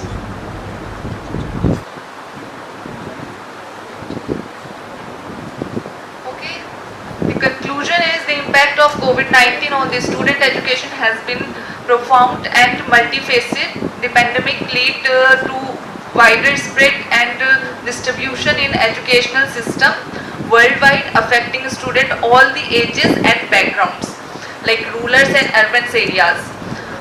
Several key conclusions can be drawn from the research on the topics: learning loss and skill gaps, digital divide and access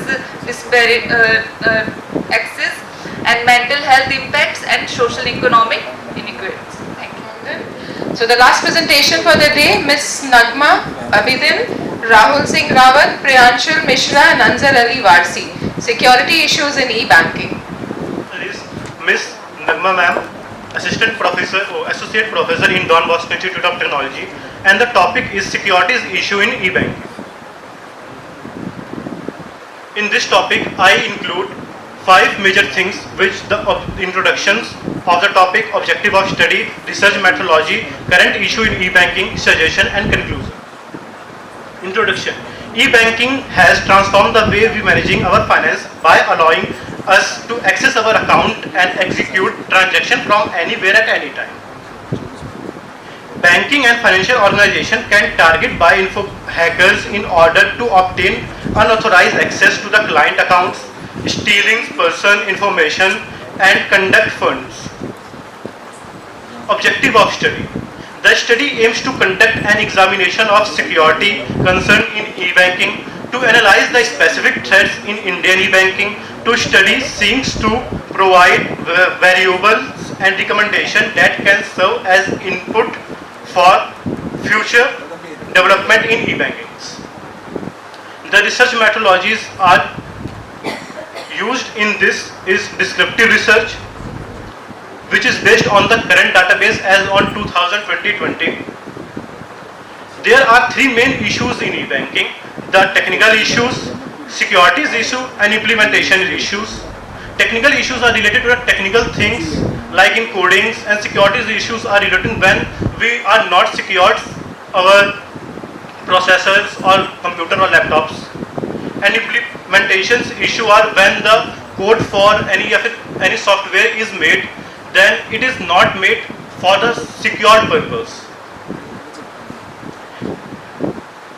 Threats in e-banking sectors is phishing attack. Phishing is referred to the attempt to devise visual into revealing sensitive information such as password or financial data.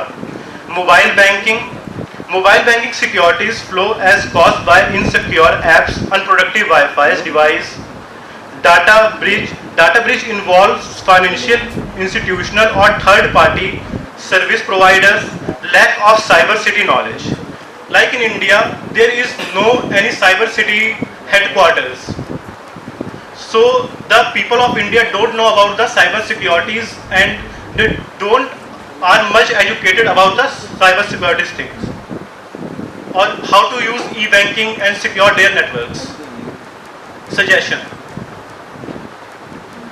security audits testing should be performed on a regular basis to detect weakness, user education and awareness. Inform e-banking user about the common and secure danger phishing scams and online securities. Recommendation. Last 1 minute left. Conclusion. The rapid rise of e-banking in India brought benefits to the consumer but also significant security challenges. Common hazards include phishing attacks, mobile banking, etc.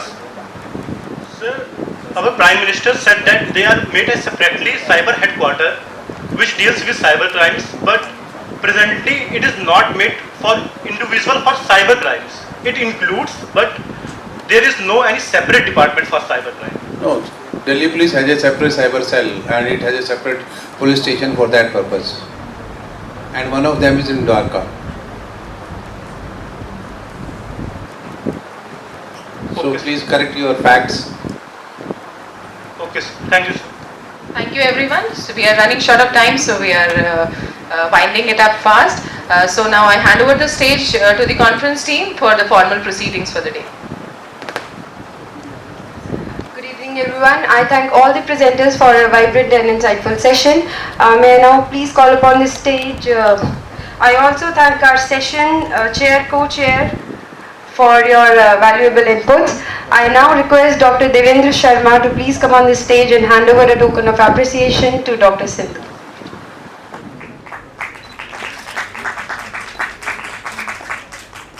To conclude day 1 of the conference, we will now call upon Ms. Swarika Singh for a vote of thanks. Researchers have increased awareness of issues such as climate change, gender equality, business profitability and much more.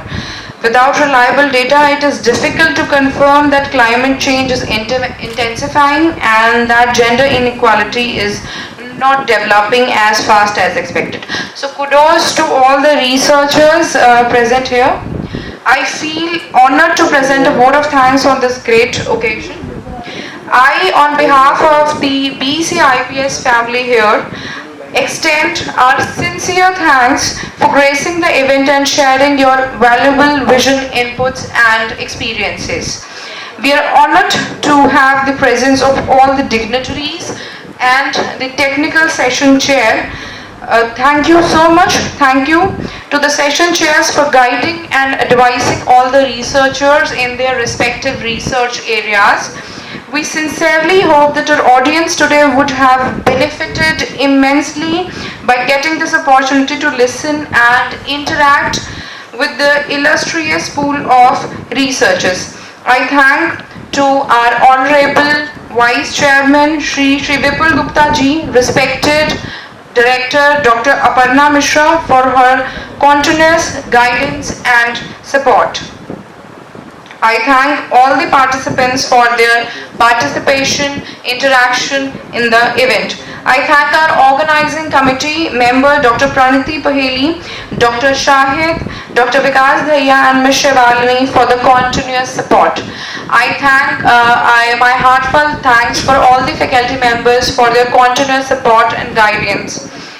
My special thanks to our student coordinators without whom this program can never be successful. Mr. Piyush, Balmukund, Shivam, Harman, Harit, Zubeda, Tarandeep, Satvik, Aman Mittal and Harshit. Besides the entire BC IPS fraternity, special mention to the support staff. Thank you very much. Thank you to the jury members, dignitaries, technical session chair, researchers, participants and student coordinators. Thank you so very much for making this event a big success. Thank you so much.